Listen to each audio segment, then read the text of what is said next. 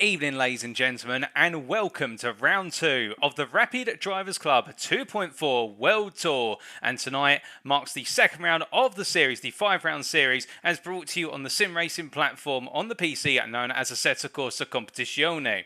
Now, this series is going to be brought to you over the course of the 5 rounds in collaboration with Wild Things Racing and also the Sim Grid, and we'll come on to our title sponsors in a short order. But before we do so, let's inform you of the schedule for tonight. The time's in British Summertime, that's BST or UTC +1. In just under 10 minutes time, so at 7:45 this evening, we'll be kicking off the qualifying session, which will be a 20-minute session to determine our grid order for our one and only race. You'll see it very shortly that qualifying session is going to be split between 2 drivers' classes, but we'll talk more about that in a brief order. And at approximately 8:05 this evening, we'll be getting underway with our one and only feature race. That is the 2.4-hour race, 144 minutes in total, and over the course of the racing, we'll see who comes out on top by the end of it. After that, we won't be quite finished. We'll be taking a brief breather before we come back and bring you our post-race interviews with our race winners in each of the classes, and that'll be at approximately 10:30 tonight. Now, of course, this is a special broadcast for the series. It is going to be a one-time broadcast as brought to you by Next Gen Racing TV, and in the commentary box you have myself, Paul TX141 Walsh, also known as Britain a Spit, depending on what media you follow me on, and you can see my Twitch URL there. And tonight's broadcast is being brought to you via one of 3 media platforms for your viewing pleasure. Firstly, if you are so YouTube inclined, you can tune in via the official Next Gen Racing YouTube channel. Alternatively, if you are Facebook inclined, you can go to facebook.com/groups/Next Gen Racing. Or last but not least, if you are Twitch inclined, you can also go to twitch.tv/TX141. But enough about me, and let's talk a little bit more about our title sponsors. And we start off with Wild Things Racing. Now, who are Wild Things Racing, I hear you ask? Well, Wild Things Racing is a professional sim racing team as founded and owned by Denise Pope, which competes in both sprint and endurance series in Assetto Corsa Competizione at the Pro, Silver and AM levels. And if you'd like to know more about Wild Things Racing, be sure to head to their official Twitter page today for further information. That is twitter.com/WildThingsRace. And in terms of what Wild Things Race are bringing to the table as part of this series, they are not just sponsors for the series, but they are also working with the Rapid Drivers Club to help organise the series, put out publicity, and make sure that everybody is enjoying the racing experience as much as humanly possible. And thank you to them and wonderful people down at Wild Things Racing. I could definitely recommend, if you haven't had the chance to get in touch with Denise Pope, alternatively other members such as Harry Phillips, definitely a wonderful group of people to get in contact with. But we must then come to our second title sponsor, and that is the Sim Grid. Now, the Sim Grid is a place for amateur and professional sim racers to compete against fellow drivers in leagues and endurance events for Assetto Corsa Competizione. Whether it be an amateur league all the way up to esports professionals competing as part of the Fanatec GT World Challenge Sim Racing Series or the Coach Dave Academy 1000, it is the case that there is something for everybody, and www.thesimgrid.com is the place to go to if you want to know more about potential series. And it's not just Assetto Corsa Competizione, they're also expanding into R Factor 2 and iRacing, and I believe it may be the case at some point they could even expand into Gran Turismo 7. Keep your eyes out for that one. But in terms of their relation to this series, one of the title sponsors for this series, it is the case that the Sim Grid have been providing the hosting platform for advertising and also organising the series in terms of making sure that drivers can register for each and every round. And thank you to the Sim Grid and also to Wild Things Racing for being our title sponsors. Now, of course, we said earlier, it's round 2, which means we need to talk a little bit about the calendar. 2 weeks ago, and there are 2 weeks between each round, 2 weeks ago, on the 20th of April 2022, we kicked things off at the German circuit of the Nürburgring Wiedel circuit, if you will, and it was the case of some fast and furious action, but all of our drivers getting themselves acclimatised to the racing. Now, today is the 4th of May 2022, and we are at South Africa, Kyalami, for what is a very different circuit, and perhaps one of the favourites of a number of our drivers, and we'll talk more about the circuit in short order. After tonight, we'll have another 2-week break before we head to Imola, Italy in round number 3. That'll be the 18th of May. And then it will be Zandvoort in the Netherlands for the 1st of June 2022. A very short circuit compared to the preceding 3 circuits. And then we head down under. That's right, we head to Australia for the season finale at Bathurst on the 15th of June 2022. A whole variety of circuits which will put our drivers to the test from start to finish. And speaking of our drivers, we need to come to our championship standings. And, well, after the season opener, we start off by taking a look at the GT3 class, keeping in mind there's a GT3 class and also a BMW M2 CS class. And you can see in the top 10 here, at the top of the standings right now is Team Wild Things Racing Colex GG, as driven by Harry Phillips, as I understand it. And it is the case that with a great performance at the Nürburgring, the Porsche 911 GT3 R team, the 2019 machine, are currently on top. But they do have Lehtinen Racing, Hot Pursuit behind them in the Honda NSX Evo, and AMR DANI3L Sim Racing there in P3 in the Aston Martin Racing V8 Vantage. Let's not count out, however, the Wild Things Racing trio of HRO GG. We also got Daz there and HRO GG once again. Their three cars running P4 to P6 there, a variety of Bentleys and Audi R8 LMS Evo 2s. And then we do have Hard Attack in P7 and the McLaren 720S GT3, followed by Visceral Esports and the BMW M4 GT3. Wild Things Racing once again with their Simhound component in P9 in the Audi R8 LMS Evo 2. And then rounding off our top 10 is Half Practice Hero there in the Viratage machine with the Porsche 911 GT3 R2019 being their car of choice.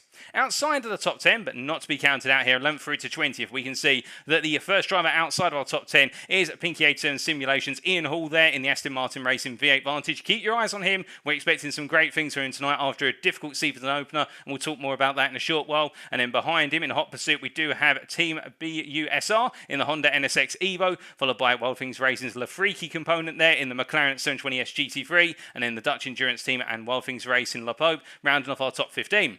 It's then Penguin Racing, their Emperor component, in the Ferrari 488 GT3 Evo, followed by Wild Things Racing Half-Fast Gaming. And you're probably wondering at this point, we've got so many drivers from Wild Things Racing, the teams entering. Is that normal? With anybody tuned in to the Fanatec GT World Challenge Sprint Cup at Brands Hatch, you will keep in mind the fact that there were 4 Team WRT Audi R8 LMS Evo 2s competing. So this is quite normal, to be fair, and it does mean we have a very diversified field in terms of drivers and cars. And even if they all are part of the same overall team, they're all competing for gold here. There's not going to be overall teamwork between them when it comes down to the nitty-gritty points. We can see Grim Motorsport there in P18 in the Porsche 911, and behind them is Team Vispa and Penguin Racing Rockhopper completing your top 20 with their Ferrari 488 GT3 Evo. And now outside the top 20, it is the drivers who did not take part, or the teams who were not able to take part or did not finish last time out, and it is Petrol Aficionados there in the Porsche 911 P21, then DNA Racing. How hard can it be in P23? I do love that team name, I'm not going to lie. And then it's Aircrocs Racing Team in P24 ahead of Pilots X Racing Team. And then we have Porsche Spinala Team, followed by LR GT3 Team, Tuca R Performance, and Slow Mo Racing completing your GT3 class standings. Meanwhile, as we look to the BMW M2 class, or the BMW M2 CS class in full, we can see our top 10 there. At the very top after the opening round is the team of RDC Slow Parks, with Nunez being their driver.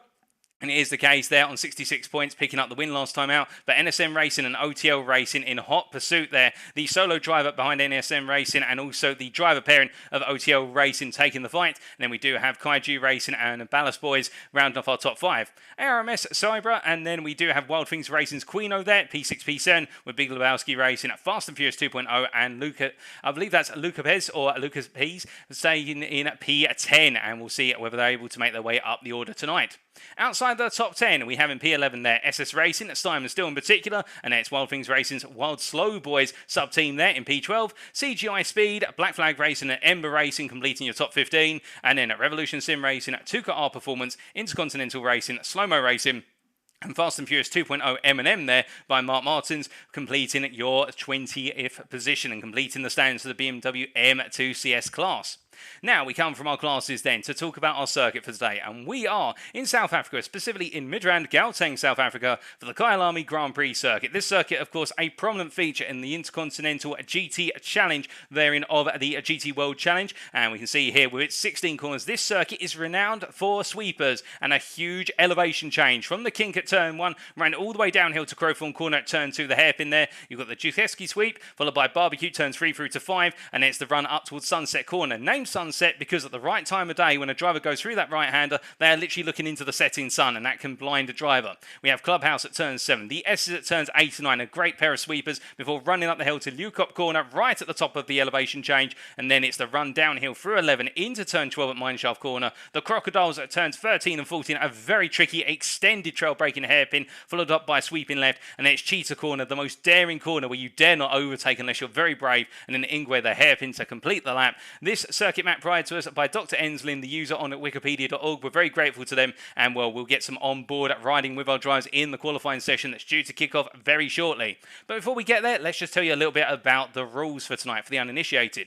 In general, we're seeing all of our drivers and all of our cars having to use the 2021 base balance of performance variant as featured in Assetto Corsa Competizione. That will be the balance of performance for this series, and teams entering this series may consist of an individual driver or a pair of drivers, and we'll try to point out where it's a pair of drivers and not just an individual, but do keep in mind it's a long list of drivers. I believe tonight we've got somewhere in the region of 60 drivers taken to the circuit combined as individuals or teams, and it's up to 50 participants if you put the two classes together. 30 in the GT3 class, 20 in the BMW M2s. However, more importantly, qualifying. The qualifying session is split into two equal halves, with the first half dedicated to the BMW M2 CS class and the second half to the GT3 class. And there'll be 10-minute splits while drivers will have to rotate in and out of the pits. Drivers are permitted to use return to garage, that's RTG, whilst out on the circuit if they do so in a safe manner. And as for the race, well, there is one mandatory pit stop which requires fuel to be added and tyres to be changed. That's correct. They have to take on fuel and they must change the tyres in the pits, but there is no defined pit window, so drivers may choose whether to pit at the start of the race, at the midpoint of the race, at the end of the race, or anywhere in between. And particularly if we have variable weather, that could be a huge deciding factor, particularly if a team's able to stave off a pit stop and then the rain suddenly arrives. The teams consist of two registered drivers as well. There is no maximum driver stint time. So one driver could do literally all bar 1 minute of the race or all bar one lap of the race, but the other driver must get in the car at some point over the course of the race. Otherwise, the team shall receive a post-race penalty if they do not swap drivers at some point during the race. Well, I think that's all the rules and regulations covered. Let's head to those live pictures then, ladies and gentlemen, because I know what you're all here for, and that is for the racing, as we do head into this qualifying session, and it's our M2s who make their way out on circuit first and foremost, and let's see how they get on.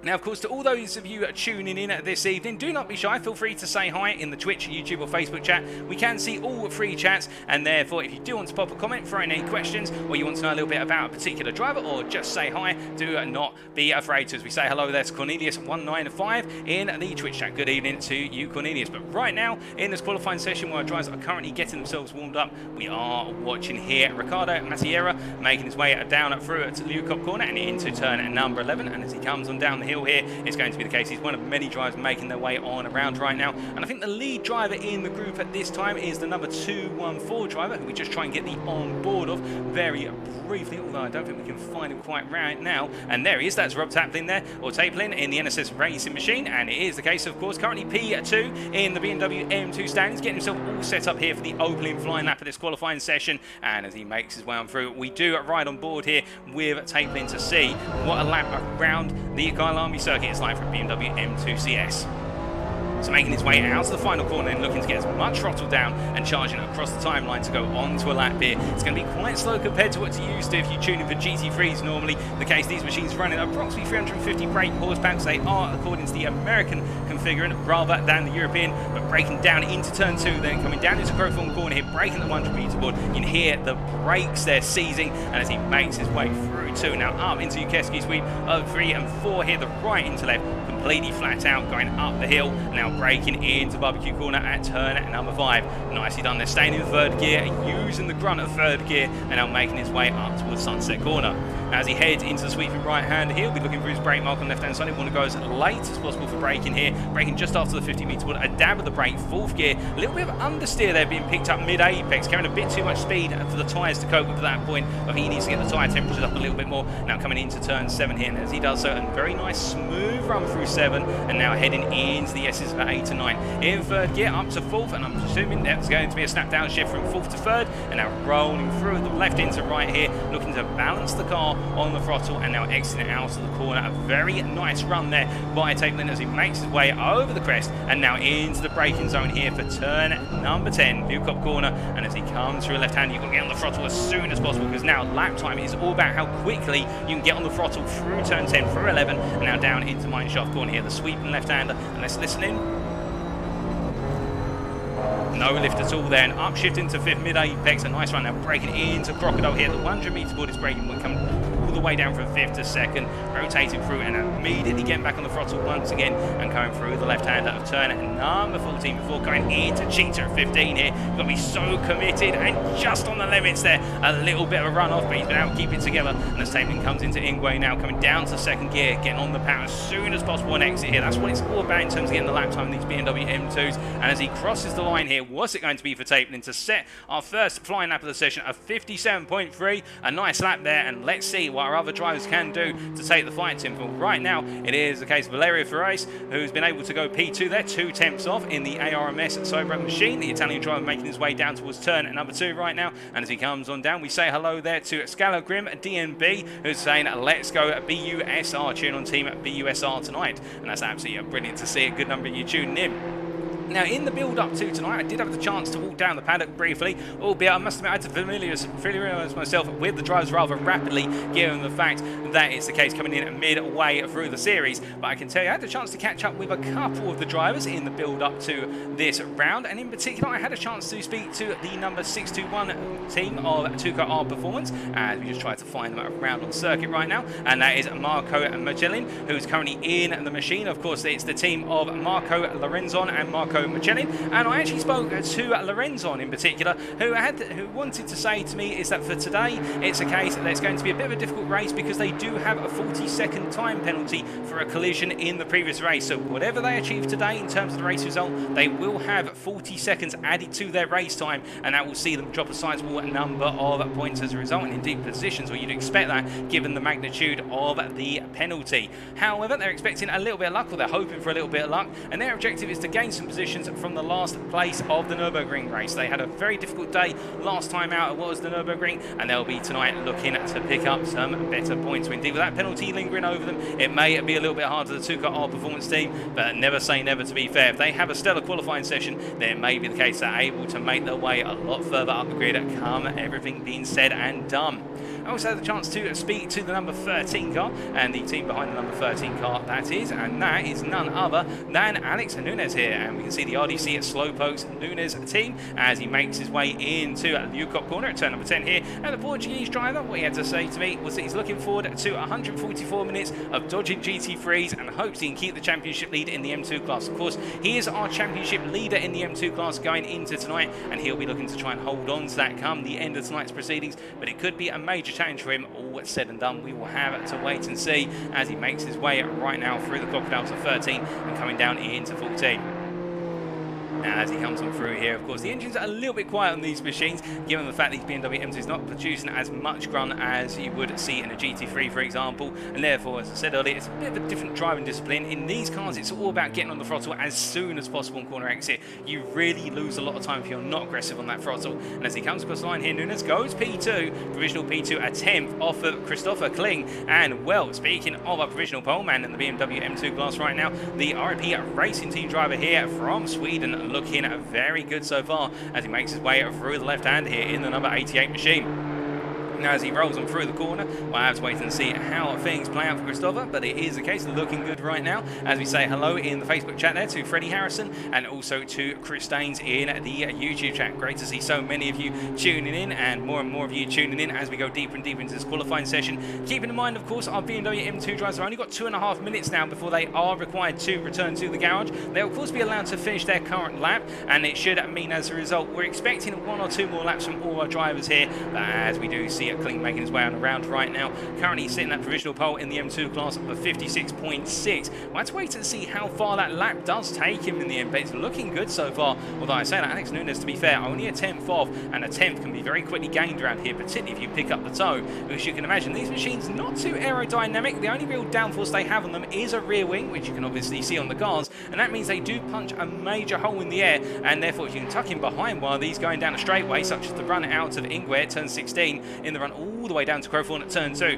that can gain you a couple of attempts over the course of a lap if you get it right. But of course, if you get a bit too close to the driver in front of you, then it can be the case that you have to back off the lap, depending on what their relative pace is to you. But right now, as they make their way on around here, 19 BMW M2 drivers out of our 20 potential sign-ups, which is absolutely fantastic to hear. We've pretty much got a full house in the BMW M2 class, and are we seeing anybody else put in a major lap? Not at this time, although we see Kling coming across the line here. Does he raise the bar far? He does, to a 56.5. Getting a bit of a distant toe there, I believe, off of the 704 car as well. That's Quinten Sill from Wild Things Racing, the Briton there, affording a little bit of a toe to cling. And we can see here, to be fair, Sill, not a bad lap himself with what is there 4 tenths down off that 56.5, so what is a 56.9, and still a bit of time. One more lap there for the Briton, and can they find a way just to dig in a little bit more and get that better lap? And I do see them making their way through a barbecue right now, looking very composed there. And in fact, we're going to ride on board for the remainder of their lap just to see what they're able to achieve here. So we've got a yellow flag somewhere out on the circuit. I think somebody's had a little bit of a moment,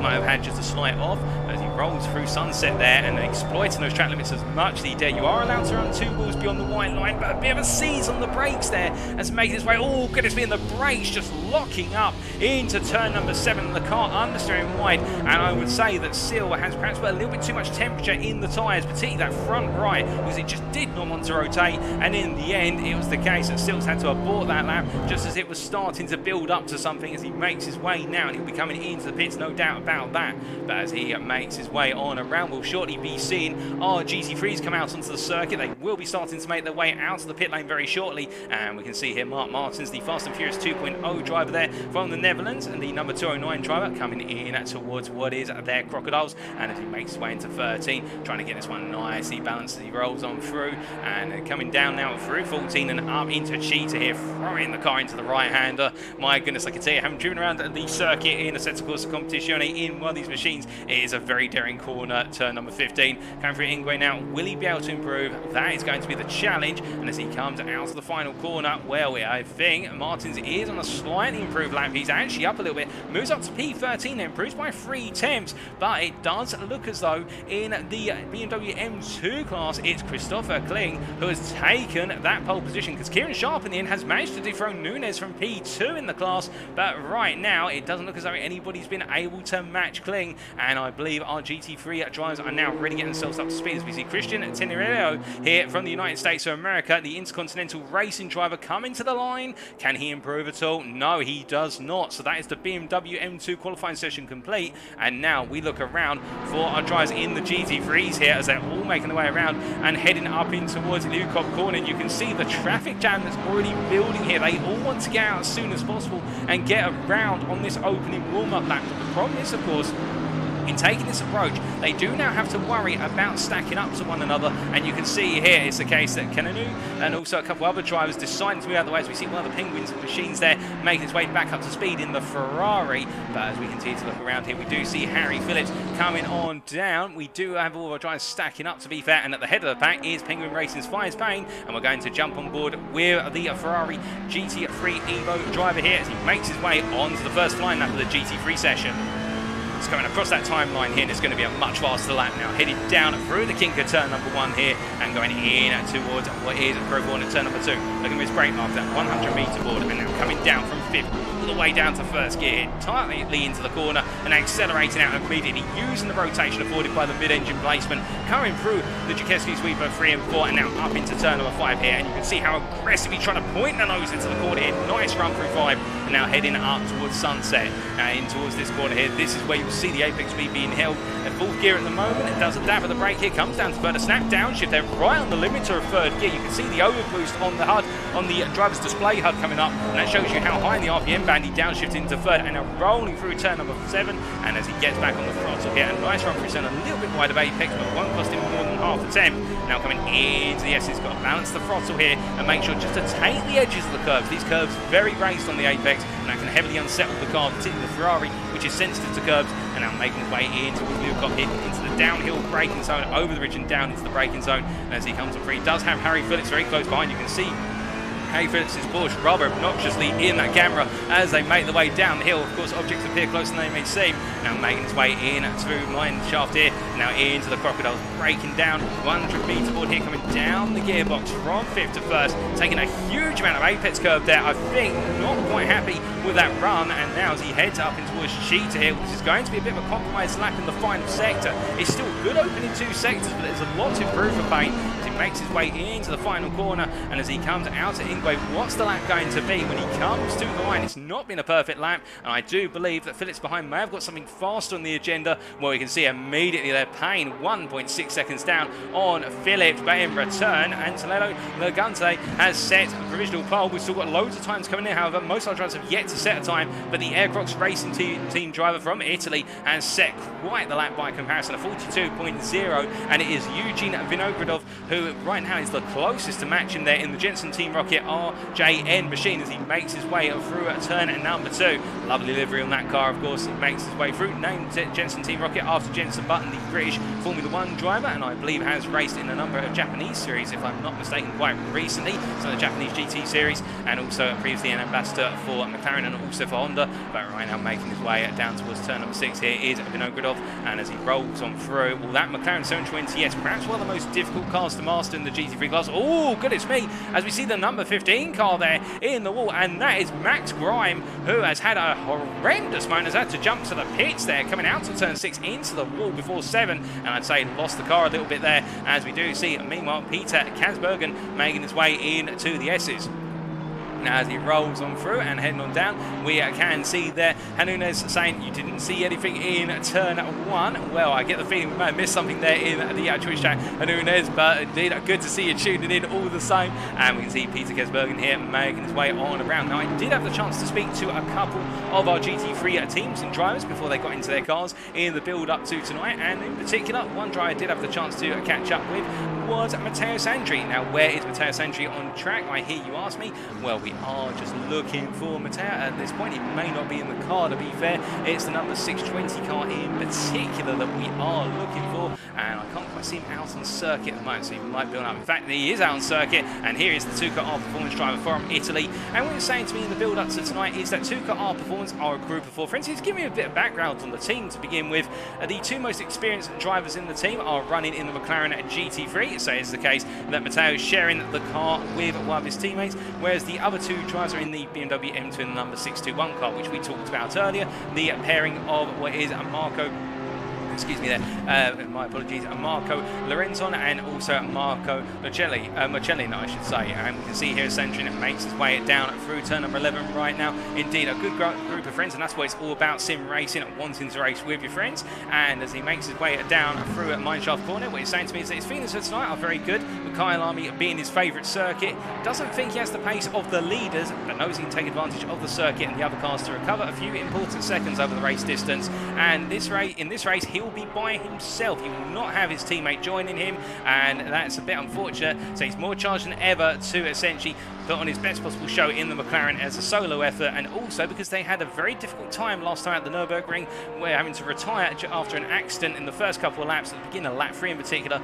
and they weren't able to get the car back into the pits to repair. So right now it's the case that Sandri is all fired up and wanting to deliver tonight, not just for the team, but also to right the wrong of round number 1. And well, right now currently P18 out of 24 drivers who put lap times in the GT3 class, and I think he'll be looking more towards the race if that is indicative of his qualifying pace. But again, I say that, and it's not to take a stab at him or anything along those lines right now, in the fact that it is very close in terms of this qualifying field. To give you an idea, from Sandri in P18 all the way up to what is P5 there, what we can see the gap is no more than 1.2 seconds. In fact, if it was the case that Sandri was to improve from P18 by only say 2 or 3 tenths, that could move him the best part of what is approximately 6 places up the order. That is how close it is in trying to get into the top 10, and it's really our leaders right now, our top 5, who are in a world of their own. Although I say that, one driver who is in a world of his own right now, and that is Sakari Lehtinen right now, who in the Honda NSX Evo, and many of you who follow Assetto Corsa Competizione will know that the Honda NSX Evo recently received some modifications to its electronics, bringing it up to the Evo 2 Honda NSX electronics package, albeit it's still the base Honda NSX Evo with regards to its aero package and its overall setup. It is the case that right now Lehtinen looking very good there. Here's the Finn as he makes his way on to another lap as he comes charging down there in the Honda team motor colours, of course those very distinctive colours, and rolling down into turn number 2. Here's the case of Lehtinen looking to try and put in a very strong performance in this qualifying session, and right now P2 in the GT3 Championship behind Harry Phillips, but looking very good here to take that pole position. He's provisional pole by almost 4.5 tenths.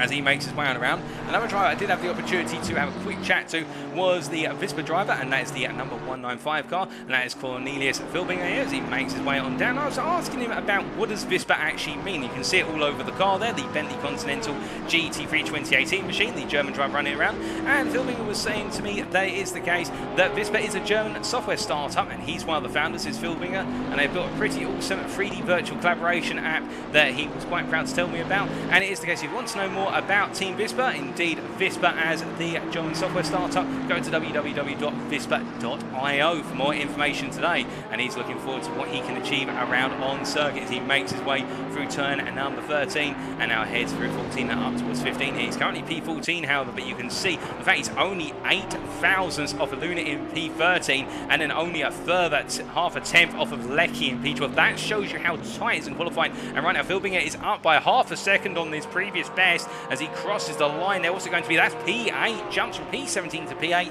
and now 1.2 seconds of a pole position man Harry Phillips, who struck back. But meanwhile Lehtinen is on a very fast lap, but did he go a bit beyond the track limits there at the final corner? We'll have to wait and see. It's going to be very close, and no, that is it for Lehtinen. That lap was disallowed. That could have been pole position taken back, but Harry Phillips has taken pole at the very end here. One more lap to go for most star drivers, and Lehtinen pushed it a bit too hard and has lost out, and that's a 40.5 there from the Wild Things Racing Colex GG driver in the Porsche 911. He's got a bit of traffic ahead of him, but with Austins and Ziege both in the pits as well, so P3 and P4, I do not foresee this suddenly changing. We're looking at our timing screens right now. Is anybody improving? Well, Helvio is improving. Just so Helvio here in the JH27 Racing Honda NSX, he moves up to P16 from what was P22. That's 1.8 seconds off a pole. Very lovely livery on that NSX, I must say, but right now it's not looking as though anybody else is able to take away the throne of Harry Phillips. What about Daryl Young? Where's the case of Wild Things Racing driver here in the Audi R8 LMS Evo 2, making his way there through Cheetah and now down to Ingwe. He's currently P5. He's improving by 3 tenths of a second so far. In fact, almost 4 tenths. This is looking a very good lap. This could get him right up there. We'll wait and see as he crosses the line, and it's P3 for the Audi driver here, and Wild Things Racing, they weren't able to lock out the front row, but they've got one driver on the front row and one driver on the second row, and that could work out for them very nicely. As meanwhile, have we got anybody else going around? We've got Antonello Lagente, and as he makes his way down towards what is Mineshaft Corner, he's currently on the lap. His qualifying session is not complete. He's the only driver out on circuit who's yet to finish their final lap, I believe. No, we've also got 2 more drivers making their way on around. But can the Aircrocs Racing Team McLaren suddenly make its way up the order? Well, in terms of his relative delta, he's matching his previous best at the moment. If he's going to improve, it will be the final 2 corners. He's just gone up a 10th through Cheetah. Coming through Ingwe, will he be able to go a bit further? No, he's actually lost some time through the final corner. He comes to the line here. Is it going to be an improvement? A little bit. He improves by half a tenth, but it's not enough to move him beyond P6. And that is qualifying, ladies and gentlemen, and it is Harry Phillips who has taken pole position in what is the GT3 class. And meanwhile, further down the order, it is the case that it is Christopher Kling who's taken pole position in the BMW M2s as we now wait for the transition to the grid, and we'll take you through that grid order from start to finish. But as we do wait right now for that transition, we say hello there to Elwin Sykes in the YouTube chat, saying home circuit, was fortunate enough to attend the return of the 9-hour GT Intercontinental Challenge in 2019 after 30 odd years. Good luck, gents. Wishing good luck to everyone taking part tonight, and indeed good luck to everyone racing as of tonight in this series. And hello, and hope you're doing well to Elwin Sykes there in the YouTube chat. As we are just continuing to wait for this session to transition over. Do apologise, ladies and gentlemen. Sometimes it can take a little bit longer, but we are just waiting out. I'm just going to check in with the stewards off screen to see if there are any questions. And no, it doesn't seem to be any issues or questions. So I think everything is a-okay for all of our drivers. And, well, we are waiting to go race. I think it's just the case. We're taking a little bit longer to transition to the grid. And there is the grid, as I say it. And, well, let's take you through that grid order from start to finish, ladies and gentlemen. Let's give you the recall. As we do just try to bring you those camera angles. Well, on pole position in the GT3 class then, it is Harry Phillips, Wild Things Racing driver, who currently leads the GT3 Championship. He is joined on the front row by Sakari Lehtinen from the Honda Team Motor Machinery there, the Finnish driver. And then on the second row, it is Daryl Young, Wild Things Racing Audi R8 LMS Evo 2 driver, and he is joined by Daniel Austins there in the AMR Daniel Sim Racing Aston Martin V8 Vantage machine. Row 3 has Luca Ziege and also Antonello Lagante, and they they make up that third row. And then it is Arthur Levchenko from what is the Jensen Team Rocket Machinery there, the Russian driver, and he is joined by what is Richard, well, my apologies, that is not Arthur Levchenko. I believe that's actually Eugene Vinogradov, although they may have changed drivers. Actually, it is the case they're running as a pair. We'll get confirmation of that on the warm-up lap, and he will be joined alongside by Richard Pixley there in P8 in the Wild Things Racing Bentley. Behind them on row number 5 is Alistair Leckie, and the Volante Racing driver will be joined, the British driver there in the BMW M4. He'll be joined by Leighton Austin there in the FINA, a QRT machine, the BMW M4 as well. We then have on row number 6 Cornelius Philbinger there and the Bentley Continental Team Vispa GT3, and joined on that row, he will be joined by Florian Browse there in the Lamborghini Huracan GT3 Evo for slow-mo racing. Row number 7 consists of Ian Hall in the Quantum Racing Team machine, sporting a new livery as of tonight, and the number 89 driver is joined by Aurelian Cross there in the Wild Things Racing at McLaren 720S. Behind them on row number 8 is Juice Luna from Quantum Racing Team, the Dutchman, and he'll be joined by the Honda NSX of Juuso Helvio from JH27 Racing. On row number 9 is Denise Pope there in the Wild Things Racing McLaren at 720S, joined by Matteo Sandri in P18, the Tuca R performance driver from Italy, looking to right or wrong from round number 1. And then it is in on the 10th row, Evan Natafas, and the Greek will be joined in Wild Things Racing by Vice Payne from Penguin Racing there in the Ferrari 488 GT3 Evo.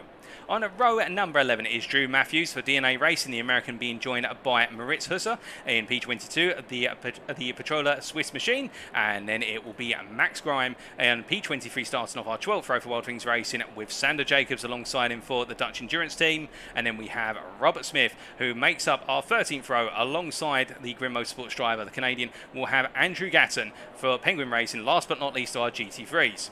Then behind them are BMW M2s, as we do just wait for the transition over here, and it will be, as we do look to the TV camera, my apologies, we do seem to have a little bit of a problem with our camera angles, and we will just try and find an alternative view for you. It looks as though we've got a slight issue with our cameras, but we can see it is Christopher Kling there, line up P27 on our 14th row, with Kieran Sharp alongside him there for OTL Racing, and then it is Alex Nunez for RDC Slowpokes Nunez, joined by Rob Taplin on what is the second row of the BMW M2s, that's row number 15. Then we have Christian Tininiello for what is the Intercontinental Racing American outfit there, the American driver, and he'll be joined on the 16th row by Quinton Seal from Wild Things Racing. And then we do have Felipe Vincini in P33, the Beamer driver there, being joined by Mark Ham from FF2 OHAM Racing, and we can see the Dutchman there. Luca D there, being the BMW Sim Racing machine, P35, being joined as the Italian by Valerio Ferraris, the Italian driver as well for ARMS Cybra. And then we can see we've got Aaron Jackson starting off on 19th row, and the Kaiju Racing driver in the number 202 machine is joined by Davide Scalzo in P38 for Wild Things Racing. And then we have Mark Martins in P39, and the Fast and Furious 2.0 driver is joined on the 20th row by Michael Welp, the German there in the Black Flag Racing machine. Fabian Hunderheg in the slow-mo racing BMW there, P41, with Marco Michelin, P42, for the Tuca R Performance. And then we have Simon Steele there, P43, for Phoenix Racing, joined by Ricardo Maciera in the Revolution Sim Racing Machine, P44. And then last but not least, on what is our 23rd row, is CGI Speed's George Gilardis, who lines up there, P45, on his lonesome in the 47 machine, the Greek driver. We're starting at the back of the field as we look to the front, and it is the case now that Harry Phillips has already just pulled away for the manual double file formation lap, and of course we have the manual double file rolling start, which will kick off the next time we come around to the start finish line. And well, in Harry Phillips' mind right now, it is one of those situations where he has got to think about how can he nail this from start to finish, as he'll be looking back, as we look back from his car right now, to see Lehtinen and Young taking their time in terms of giving a bit of space and just warming up those tyres. Indeed, all our drivers itching to go racing here as we do look back to the exterior cameras. If we look a little bit further down the order, in particular, Denise Pope, of course, one of the major names in this series, the Wild Things Racing driver here, starting P17. What can she do from P17? Well, the McLaren, of course, a car which, when it's in the sweet spot, is an absolute joy to drive. Considered to be one of the strongest cars in the 2021 balance of performance, but it's a very sensitive car as well. It's all about the aero on the McLaren 720S, and if that has been dulled here at Kyalami, it will be very fast through the sweepers in particular, as we do see the number 79 car making its way right now up towards the right-hander of Sunset. Behind, a little bit further back there, we do see Robert Smith in the Grim Motorsports machine, the Porsche 911. We can see the Canadian making his way on through. going through sunset. And as we look to our BMW M2s again, the driver who's got it all to do, Christopher Kling, as he makes his way through the sunset corner here on this warm-up, and as he comes on through, we do ride on board here. And well, what can Kling do for the RP Racing team? He's going to have it all to do. Can he find a way to be able to get a nice start and break away, or will it be the case that Sharp or Nunes behind can find a means of getting ahead after turn number 2? That will be the big challenge, as when we look back here, it looks a long way away from Sharp, but I can assure you, when we start forming up that manual double file formation at rolling start, it will be very close. They'll be equal alongside one another, and that is where it all comes down to mastering the start and getting it right in the braking zone down into Grove Horns at turn number 2. As he makes his way on through right now. Another indication, by the way, if you are new to Assetto Corsa Competizione or any sort of sim racing broadcast on this platform, and you want to be able to follow our drivers in terms of which class they're in, as we see the formation now building up there, up into the crocodiles. On the left-hand side of the screen, we have the timing tower. You'll see there the one that's got a white one and an orange background behind it. That indicates whether a driver has taken a pit stop or not, whereby that will go green when they've taken their mandatory pit stop. And our GT4, my apologies, our BMW M2 drivers will have a blue triangle registered against their name, and that will indicate, of course, and you can see here, Kling also know them by their red backgrounds on the black driver number, and that will indicate they are in BMW M2 machines. But enough about that. We must come to the front of the field, where it's going to be Harry Phillips who takes us away very shortly for 144 minutes of race, and this is round 2 of the 2.4 World Tour at Kyalami, and we're about to get underway.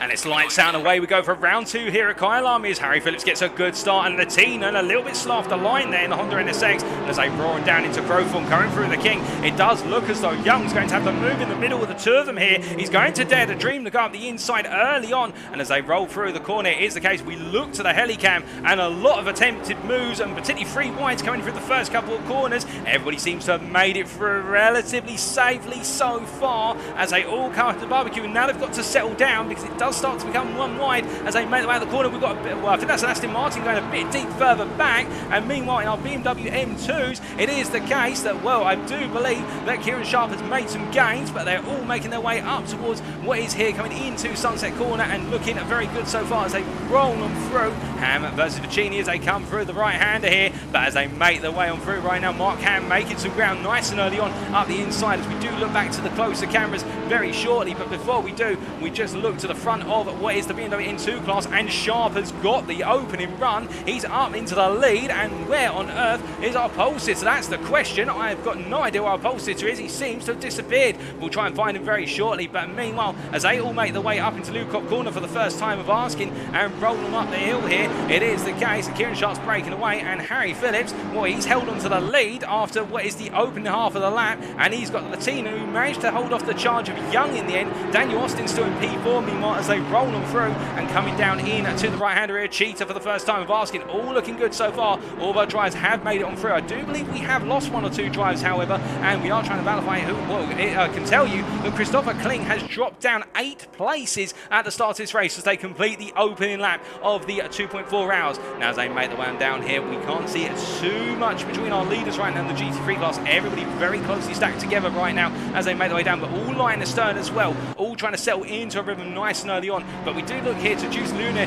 from Quantum Racing Team, who's trying to go on the offensive. And speaking of the offensive there, that was an attempted move from Helvio, trying to go up the inside there of Ian Hall. In fact, I think Ian Hall made the move in return around the outside to get P14. But Helvio right now, the Finn, with I think a little bit of a scrape on the front of that Honda NSX. No, that's just delivery. That shows you how well the pattern's done. And as they make the way down towards Sunset here, Helvio's had a bit of a difficult start and has not gained as much as he would perhaps like, as they make their way through Sunset for the second time of asking. But you can see how the field is starting to break apart a little bit here, as going up the inside there for P20, that is Drew Matthews from DNA Racing, who's gained the position here, the American on a charge, and you can see Ritz Husser just behind the pair of the Masandri and also Matthews, and trying to find a way on in, and the GT3s right now further down the order looking very feisty indeed as they make their way through the corners, and we ride on board here with Matteo Sandri. He makes his way through the S's and goes hunting after that P20 position, and the McLaren driver has had a difficult start. In fact, lost a couple of places since the start of this race, and Will Matthews is the most recent driver to come on through. Track temperature 29 degrees centigrade here, 24 degrees overall ambient temperature, and we are expecting the temperature to drop a little bit as the day goes on. We've got overcast conditions here for at least the next 15 minutes. We'll wait and see how those conditions evolve, but right now everybody's settling into a rhythm here at the South African circuit, Kyalami, and after some opening moves up and down the order, it does look as though now everyone's starting to think a bit more about the strategy and also about racing amongst their peers rather than trying to go for early opportunities. As we see Sandri here trying to come on through to close up to Matthews, but Matthews does seem to be dialed in now that they've got 2 laps under their belt once they come out of Ingwe corner. Now as they make the way on the corner, we can see just behind there Husser getting a little bit of a hustle coming on out there. Bit of snap oversteer for the Patroller car, and the Swiss driver here looking to go on the offensive versus Sandri, but has got some way to go to do so as they come down into the braking zone for turn number 2 once again. And meanwhile, in the BMW M2 class, let's not forget about the fact we've got 2 classes here racing today. It is multi-class racing, and we can see Sharp here after what is a brilliant start just breaking away, albeit it is the case of Rob Takelin to keep in pursuit as well as they make their way down towards turn number 2. But the top 2 have disappeared, and it's Mark Ham who finds himself in a unique position here, currently P3 in the class. He does have behind him still from Wild Wings Racing, but right now the Dutchman looking very good, as I believe. Looking a bit further back there, we do have Perez under attack from what is Tenerello as they make their way through the corner, but Tenerello there, the American driver, just not able to find a way up the inside under braking. And of course these BMW M2s, they do have a limited ABS system. They don't have as many options. Oh goodness me, and there's contact there from what is Vicini on Tenerello, and they go racing still,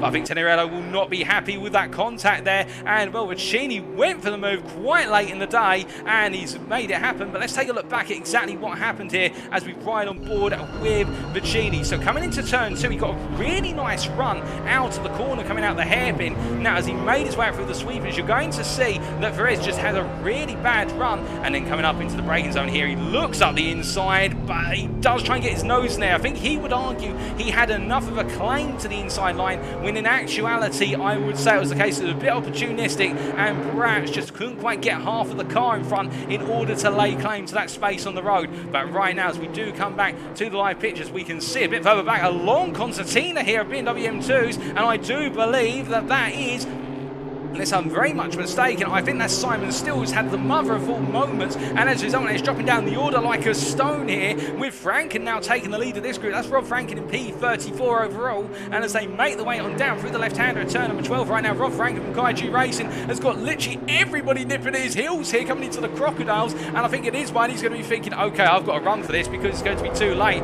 As we can't quite look backwards on the camera here of what is the BMW M2, unfortunately. There we go, we can now ride on board backwards there, just trying to find the correct camera angle, and as he makes his way down into turn number 16, you can see everybody stacking up looking for that opportunity here. And I think something has definitely happened on that opening lap. We have seen a major switch over in the order, where the fact you've got Christoph Kling, who's now recovering. He's up ahead of these guys, he's up in position as they make the way down towards turn number 2 once again. But right now Rob Franken under that pressure, and behind him, well, we can see Simon Still here battling 3 wide almost there with what is Tenerello and also Scalzo as they come into the left-hander. And as they make their way through, where it is the case that the Phoenix Racing driver here goes a bit wide. He's going to be on the inside as he comes through the Jakeski sweeper 3-4, but he's going to have to back out there with what is Scalzo making his way up through the gap on the inside at Barbecue Corner. And now number 66 driver from Wild Wings Racing gains another position, as meanwhile Alex Nunes here trying to go round the inside of what is, that's going to be Franken into Sunset. He gets the move up the inside and gains another place. And these BMW M2s, because they lack downforce or major aerodynamic packages on the car, it means you can have great close racing. If you can imagine Touring Car Racing Series, or TCR, say in the United States, or British Touring Car Championship, BTCC, in the United Kingdom, that's what these cars are all about. It's all about nip and tuck, door-to-door racing. You've got to get those really good exits. It's very hard to break away in these machines, because when you get behind another driver, you don't really feel that dirty air unless it's into a high-speed corner. But as they make the way through right now, it does look as though Alex Nunes, our championship leader going into tonight, who's down in P34 overall, that is P7 in the class as it currently stands. stands. Oh, sorry, it's a case, I think P8 in the class, as we're hearing into the pit has come Hussa in the Porsche 911 GT3. That's the first of our pit stops we're hearing. Where is the case right now? Our GT3, our BMW group, and is really starting to open up in terms of the pattern. A lot of drivers we expected to be up there out of position today. But as we look back up towards our GT3s, we look here to Richard Pixley in P8 right now in the GT3 class, and well, he's looking for a potential move in a bit. But we can see it is the case that Eugene Vinogradov goes up the inside there of what is Ladagante, and we can see, oh goodness me, and no, that was Lucas Ziege in fact, who was under attack, and well, he has been turned as they've made their way in through Lukop and into turn number 11. Let's take a look back at what happened there. So watching here in particular, Ziege as he made his way through and he got it wrong there, the S's, and that explains how quickly this all kicked off. And then you can see the Russian driver there, Vinogradov, going up the inside very comfortably, and as they made their way into a Lukop corner, well, up the inside comes the McLaren, the number 29 car there of Logalante, and well, I think it's the case that the two of them didn't know they were going to be side by side for 11, and that's what triggered the contact. But now they've got back to racing once again, and that's a good number of places lost there for the German driver in what is Rachel's 350Z, as he now gets himself back up to speed here. Of course, Rachel's 350Z being a reference to Need for Speed Underground 2. It's one of the first cars that you get to drive in the game. It's not quite a simulator, however, as we see there. Pixie going very slowly on the apex of turn number 2, and Alistair Leckie, meanwhile, getting bunched up then. I think the BMW driver for Volante Racing might be throwing a few gestures and a few curse words there. The fact that Bentley was very slow off apex, and that has cost him very dearly. In fact, a bit of contact on the front of that BMW that may knock a bit of the aero around, and hopefully it's not too much damage as they make their way through Sunset once again. And as they roll them through this time, well, you can see it is the case. Everybody really opening up now as they get deeper and deeper into the first half an hour of this race. And we look from them to a little bit further up the order. I can tell you that right now in P4 and on the offensive here, well, it's Austin's who recently got ahead of Daryl Young, but Daryl Young, the Wild Things Racing driver here, who is our focus of the camera, he's trying to come back at Austin's, and Austin's has found a way through, as we're hearing that Richard Pixley has had an awful circuit. Oh, goodness me, he's been turned at the S's now. Is that a mistake of his own? Alternatively, contact with another driver, we're not sure, but he's dropped all the way down from P7 to P20. The Wild Things Racing driver has not had a good moment, and meanwhile, now into the lead of this race is Lehtinen. Let's see if we can come back. Well, we won't be able to get back and see how that move was made, but it is the case that Sakari Lehtinen is now your race leader as they start to come up behind some of the BMW M2 traffic. We have had a change for the lead at the front of the GT3 class, and we can see it is the case as Harry Phillips there with Lehtinen split around what is the BMW M2. They decide to go for the Moses manoeuvre, and as they make the way on down here towards turn number 2, down towards Crowthorne, it is the case that Lehtinen in this lead position has now got all the pressure on as we ride on board here with the Honda Team Motul driver.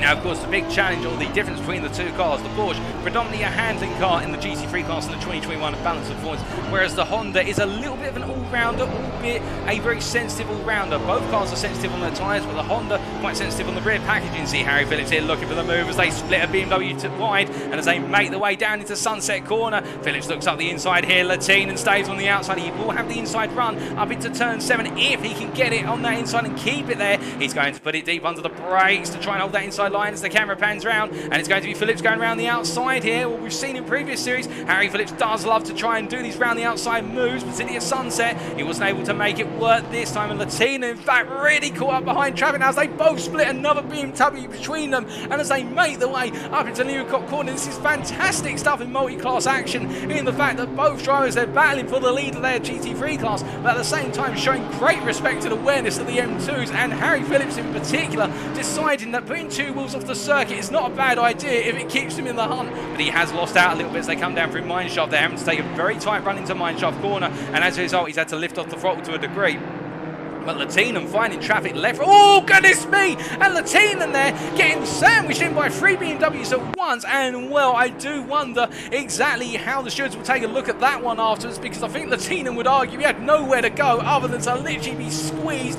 Whereas the BMW that was tossed aside, they were not quite sure who was in the BMW that paid a visit to the runoff area at turn 14. They would argue that Lehtinen was there when he should have been. But as they make their way down towards turn number 2, it is the case that right now the Finn has got everything to do, and he's now running damage on the car as well, which does not help him in trying to hold off Harry Phillips. But as they roll them through turn number 2, clearing more traffic here, the blue flags are out for BMW M2s, but remember, it is the faster class of car that is typically required to go round the slower class of car. The slower class does not just have to weave out the way because, of course, they're in different classes, and that'd be unfair on the Star class to demand they weave. It is the case of Lehtinen right now under a huge amount of pressure to hold on to this lead that he's fought so hard for early on in the race. Meanwhile, down in P10 here, we do have Florian Browers, who's battling with Austin, and I believe, in fact, that is Leighton Austin, who's had a run-off there in the FINA BMW machine and trying to go round the outside. That is already crossed as they make the way through Sunset Corner and cross. Well, he tried it, and it hasn't worked out in him, because when he tried to go for the cutback to go outside to inside into turn number 7, he found a face full of BMW M2, and it is the case catching up to the M2 traffic right now is causing mayhem for the GT3s. Not in terms of the fact that we're getting disastrous racing, but the fact a lot of them were looking for moves. Oh, goodness mate, and is that Daryl Young? That's Daryl Young, who's just spun there at the exit of the S's, and well, whether that's under his own impetus or not, we're not sure, but that means he's dropped all the way from P4. He's going even further now. He spins the car around finally. He's going to drop to the back of the GT3 class. The good news for him, however, is the fact he does still have over 2 hours and 10 minutes of racing to try and find his way back up the order, but I think there's a little bit of a graze on the front of that Audi front left in particular, on the front left barge board on the front of the car, but it is the case that as he makes his way down and through turn number 11, he is not happy and immediately getting himself back up to speed. Now, as we look from our GT3s, we do look down to our BMW M2s, and we can see here it is still Sharp leading the class for OTL Racing, with Tablin behind him, Rob Tablin, who's chasing after him, and as they make the way down in towards Crowthorne Corner, right now the gap has opened up to a second, but as they make their way through the opening hairpin here, a little bit further back, while BMWs have actually opened up quite a bit in terms of their relative deltas. I can see that one driver, is trying to make a bit of a move right now. Is Valerio Ferrez, who is on the offensive here, and he's chasing after Scal. So the Wild Things Racing driver in front of him, as we see the RMS and Sobra driver make his way. He's going to try and look outside to inside here, but we've got GT3s coming through, and they're diving up the inside. This is not comfortable stuff, particularly for the McLaren there. Oh, goodness me! And it is the case that Scalzo has lost out there a bit of contact, as we can see, well, as they make their way on through. Ferrez just moving on up and gaining another place as he moves up into P35, but it is a very tricky one here. You have to be patient at a GT3, but of course this early on in the race when the pressure's on and strategy hasn't really taken over, that patience isn't always there. And well, speaking of a driver who wants to be as smart and patient as he possibly can be, we can see Christopher Kling here chasing after what is in front of him, Vicini, as they make the way in towards the S's, and as he gives that pursuit, we ride on board here with the RP Racing Team driver, and as he makes his way through the right-hander, you can see that that's one of the McLaren, the Wild Thing Racing McLaren GT3s, and it doesn't look as though Vicini's got a bit wide. And as we look back to the exterior cameras here, the cameraman pans it around. It is the case that Vicini has lost the position for a run wide, as we see off circuit. That's one of the Wild Things Racing Bentleys, and as they come down through turn number 11, they're going to be side by side here. Kling versus Vicini. Vicini on the inside in the BMW M2s, and as they make their way down to Mineshaft, Vicini backs out here. He hasn't got the confidence to take that inside line, and he hasn't got the grip to do it at full speed, so he's played it smart and decided he's going to tuck in behind Kling. But my goodness, these guys are getting the elbows out, and it is the case whether you're in a GT3 or a BMW M2 that's fighting left, right and centre as they make their way on around towards the end of another lap. And as they come on through, and of course the GT3 class making their way through the M2s at this point in time, and that is the nature of multi-class racing. It is the case that they do intersect, and that can completely change the complexion of the race. We can see Rob Franken here for Kaiji Racing, his M2 trying to chase after Teneriello as they make their way across that timeline, and Franken, to be fair, putting some good laps quite recently and getting closer to the driver in front of him in that hunt for what is, I believe, unless I'm very much mistaken, P8 in the M2 class. As they make their way down to the braking zone, he's not close enough this time. You're going to see one of the Penguin Racing Ferraris take a little dive up the inside. I think Franken there just opened the steering wheel in time, as we do see Teneriello just move a little bit wide, and as they make their way up towards turn number 5 here, it is the case that Rob Franken not able to capitalise on that situation, actually losing out. But speaking of a driver who's capitalising here, this is Alex Nunes, who had that very difficult qualifying session and difficult start to this race. The championship leader in the BMW M2 class, now trying to go around the outside of Vicini, but Vicini's seen this already and he's wary of it. So as they make the way up into turn number 7 now, it's going to be Nunes looking to try and get Vicini to go deep. Vicini does not fall for the trick and instead simply gets it hooked up very nicely under braking into turn 7. You can see there the Ferrari GT3 coming through. I believe that's why the Penguin machines, and Vicini's going to go side by side with the Ferrari as they come on through, and I think Vicini just being caught out there by the Ferrari, and now Nunes will have the run, but you can see Vicini covers him off just before he can get his nose alongside here, but Nunes is going to go all in on the brakes. He goes goes a little bit late up into Liu Kopp, and he's going to have that inside apex. Now, can he get the move done? He does. Look as though he's got it done, but he's going to have a very tight line as they make the way down the hill. It's now all about who's the braver on the run in towards Mineshaft corner. It's Nunes on the inside, Vicini on the outside as they come for a left-hander. They're side by side still. Great racing action between these two. And as they go into the braking zone for Crocodiles, I think Nunes, unless he can get a cut back here, he's going to lose the ground. As you can see, Vicini parks it on apex there. Nunes gives him a little tap on the rear end. And as they make the way in towards Cheetah corner now, it's the case. Nunes still has to find a way on through, because these two battling for position, battling for what is for them, unless we're very much mistaken, that P7. And as they roll on through Ingwe corner, it's still Nunes who's got to try and find a way past Vicini, who's doing everything right at the moment to keep Nunes at bay, albeit the two of them separated by such a small margin as they make the way down towards turn number 2 this time. And you can imagine the Beamer driver's got to look every time in his rear view mirror now, because Nunes is going to look for that move very soon. Now, as they make the way through the left hand here at turn number 2, we do briefly cut from them to a little bit further up the road in terms of our GT3s, and in particular we look to Matteo Sandri here, who makes his way around the inside of, I believe that's our leader in the BMW M2 class, that's Sharp, who's just found his way on past, unless I'm very much mistaken. And Sandri's lost out a lot in the initial haul of going through the M2 field. As we can see behind him there, Brevin Canu is closing up gradually, the Grim Motorsports driver from Canada, and as he makes his way for the right hand here, trying to do everything he can to close on up. But as they come up towards the hill right now, we'll have to wait and see where he's able to make that a reality as he heads into the left hand here of Liu Kopp. Can't quite find a way through at this moment in time, from what we can see. But as he rolls on down, it is the case that Cananu looking quite sharp here in that hot pursuit, but we do look from him all the way up to our leaders in the GT3 class. And well, we saw Lehtinen under pressure from Harry Phillips only moments ago. He has extended that gap to 0.6 of a second. It doesn't sound like much, but that is a bit of a lifeline here. But now he's got some more M2 traffic ahead of him, and that could be a bit of pain as he comes through Sunset here, but he negotiates it, I should say, very well. And Phillips is going to come through with him here, and that's not what he would have wanted. He would have wanted Phillips to get trapped between the two M2s if possible, but it's the case that both drivers have found their way safely through and now make the way in to the S's. A bit further down, however, we do have in P10 Aurelien Cruz, who, as he makes his way, the Frenchman, through the corner of what is Sunset here, trying to go around the outside of Austin, and Austin's not going to let that happen in a million years. He saw it coming and decides, you know what, I'm going to make sure I cover the middle of the road before Cruz can get his nose alongside. And as they make the way through 7 right now, the BMW M4 driver feeling some pressure as they make the way down through the S's. Now, we are hearing in the battle for P5 that Lecky has got ahead of Vinogradov, and that's happened with, I think, Vinogradov making a mistake off track. But right now, Cruz trying to push on, and behind him, of course, is Ian Hall, and Ian Hall here looking very smart and sensible as well as they roll on through the corners. And well, we are looking to the car of Ian Hall here, riding on board the dashboard of the Aston Martin Racing V8 Vantage.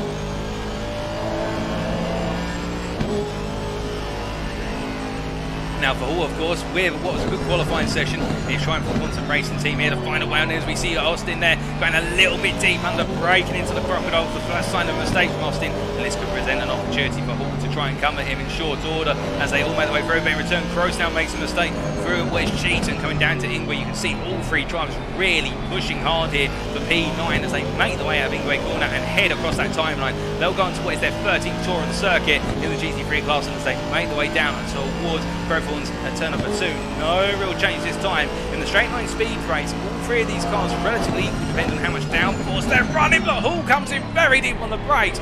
My goodness me, I thought he was going to tap the rear Cruz, and I think he might have opened the steering there to avoid that rear contact, and Cruz is getting very close now to the back of Austin as they make the way through at turn number 5. Now, as we continue to look at Austin versus Cruz here, it is the case, of course, that McLaren's so strong through direction changes. It can sweep from left to right very quickly, and as they make the way in towards Sunset, we've got BMW there's a bit mangled, staying well clear of this battle as they come through Sunset again and head up towards turn 7. No change between them. But meanwhile, I can tell you a change that has happened, and that is Juice Luna, who's got ahead of Cornelius Filbinger just recently. We didn't quite see it on camera, but it is the case. Luna is now up into P12 with Filbinger down in P13 as the Bentley driver will now look to try and come back at him in short order if he can find a way on through, of course, as they make the way out to the S's and up towards Liu Kopp corner. Once again, you can see here, Luna, whilst he's got ahead, the Bentley is looking very fierce behind him, and well, that is not a sight you want to see. As Luna goes a bit deep, and Filbinger comes back immediately immediately here. The Team Visma driver capitalising on the mistake of the Porsche driver and regaining the place he only just lost. He moves back up into P12 in the GT3 class as they roll him through Mineshaft and now down into the Crocodiles once again. But as they come through the corners, we look from them to a little bit further up in the class. And I can tell you that Alistair Leckie, after getting past what is Vinogradov, we can see here Vinogradov has got on his inside there. That is Ziga as they make the way through Ingwe, and as they come out to the corner, it is the case that Lucas Ziga's now alongside, and Vinogradov tucks back in behind immediately as they make the way down towards turn number 2. Now as they roaring down here, it is the case that the McLaren driver made a little bit of a mistake. He's going to look immediately for the return move into Grove, but you can see that Ziga just going a bit deep on the brakes by comparison. Very comfortable on the brakes is the Porsche driver, and as they make the way on through behind them, we can see Leighton Austin. Come on, cameraman, move the camera around, and as they come up towards where is turn number 5 out towards Barbecue Corner, Leighton Austin has just found his way past Florian Browers there, albeit it was missed on the camera to a degree. Let's take a look back. Well, you'll see here in the foreground of the camera, that is Florian Browers in the Lamborghini, and this was in the battle for P8, and with BMW M4 driver here, Leighton Austin goes up the inside, and well, I think it's the case that Browers knew it was coming, gave him the space and looked at the potential comeback, but cutback I should say, but you can see there how Austin just covered it off very nicely, and in fact backed Browers up into Cruz to try and get him to essentially end up battling with the McLaren behind him. It didn't quite work out exactly the way he perhaps wanted it, but still a very nice move from the BMW M4 driver. He's gained another position up into a P8 now in class as they make the way through the left-hander Liukov, and I can tell you that Vinogradov has just had a very bad run out of sector 2, and that has cost him quite dearly chasing after Ziga, and that may now mean that he's a bit vulnerable to Austin on the next lap. And as they make the way towards what is Crocodiles here at turn number 13, I can tell you with the opening at 24 minutes this race complete, we've now got 2 hours remaining. Track temperature has dropped by 2 degrees centigrade, it's now gone down to 27. Ambient down by a degree. We've still got overcast conditions here, and we're seeing the wind pick up slightly. It's increased to 5 kilometers now, and that could just unsettle some of our drivers here. But with track temperature only very gradually coming down, that will mean that our drivers' tyre pressures may start to fall a little bit, but I'm sure our drivers will compensate for this. It's a very nice day here at Kyalami today, and as a result we're not expecting any sudden shifts in rain, although some drivers may be praying for the rain. It is the case that everything's looking good for our drivers right now if they wanted reliable conditions, and well, we continue to see the GT3s here, and in particular we do drop down to P19 driver Evan Natafas as he makes his way up to speed. Coming on to another lap here, and the Wildwings Racing driver from Greece hunting after Denise Pope here as the 2 Wildwings Racing machines try to look further up the order. As they make their way into Crowthorne's corner here at turn number 2, we can see the case of Denise Pope having started in that midfield, dropped a couple of places if I remember correctly, and it is the case that Natafas is looking for a potential move, and of course these two are great friends, great teammates, but at the same time racing in their separate teams. There will be a bit of teamwork between them, but they'll both want to finish ahead of the other to get a couple more points for themselves at the end of the day. It's always what you want to do within the team. There's always a little bit of inter-team rivalry, and as they make their way through the right-hander, staying nose to tail.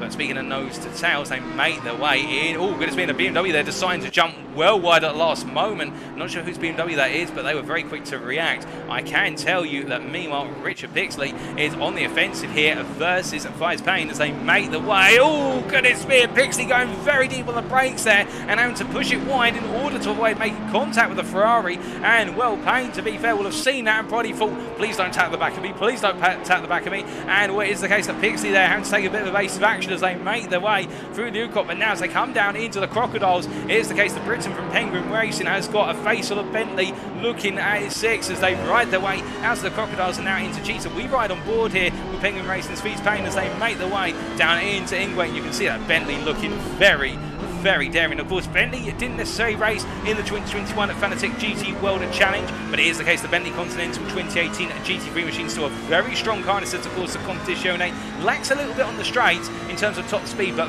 very punchy out the corners, whereas the Ferrari is quite the reverse, one of the strongest on the straights, particularly when it's running a little bit less downforce. And we see Vice Payne here trying to really go for that aggressive line into turn 2, coming past the Fast and Furious BMW M2 there, and Payne just trying to keep the Bentley of Pixley at bay as they make the way up into Barbecue Corner.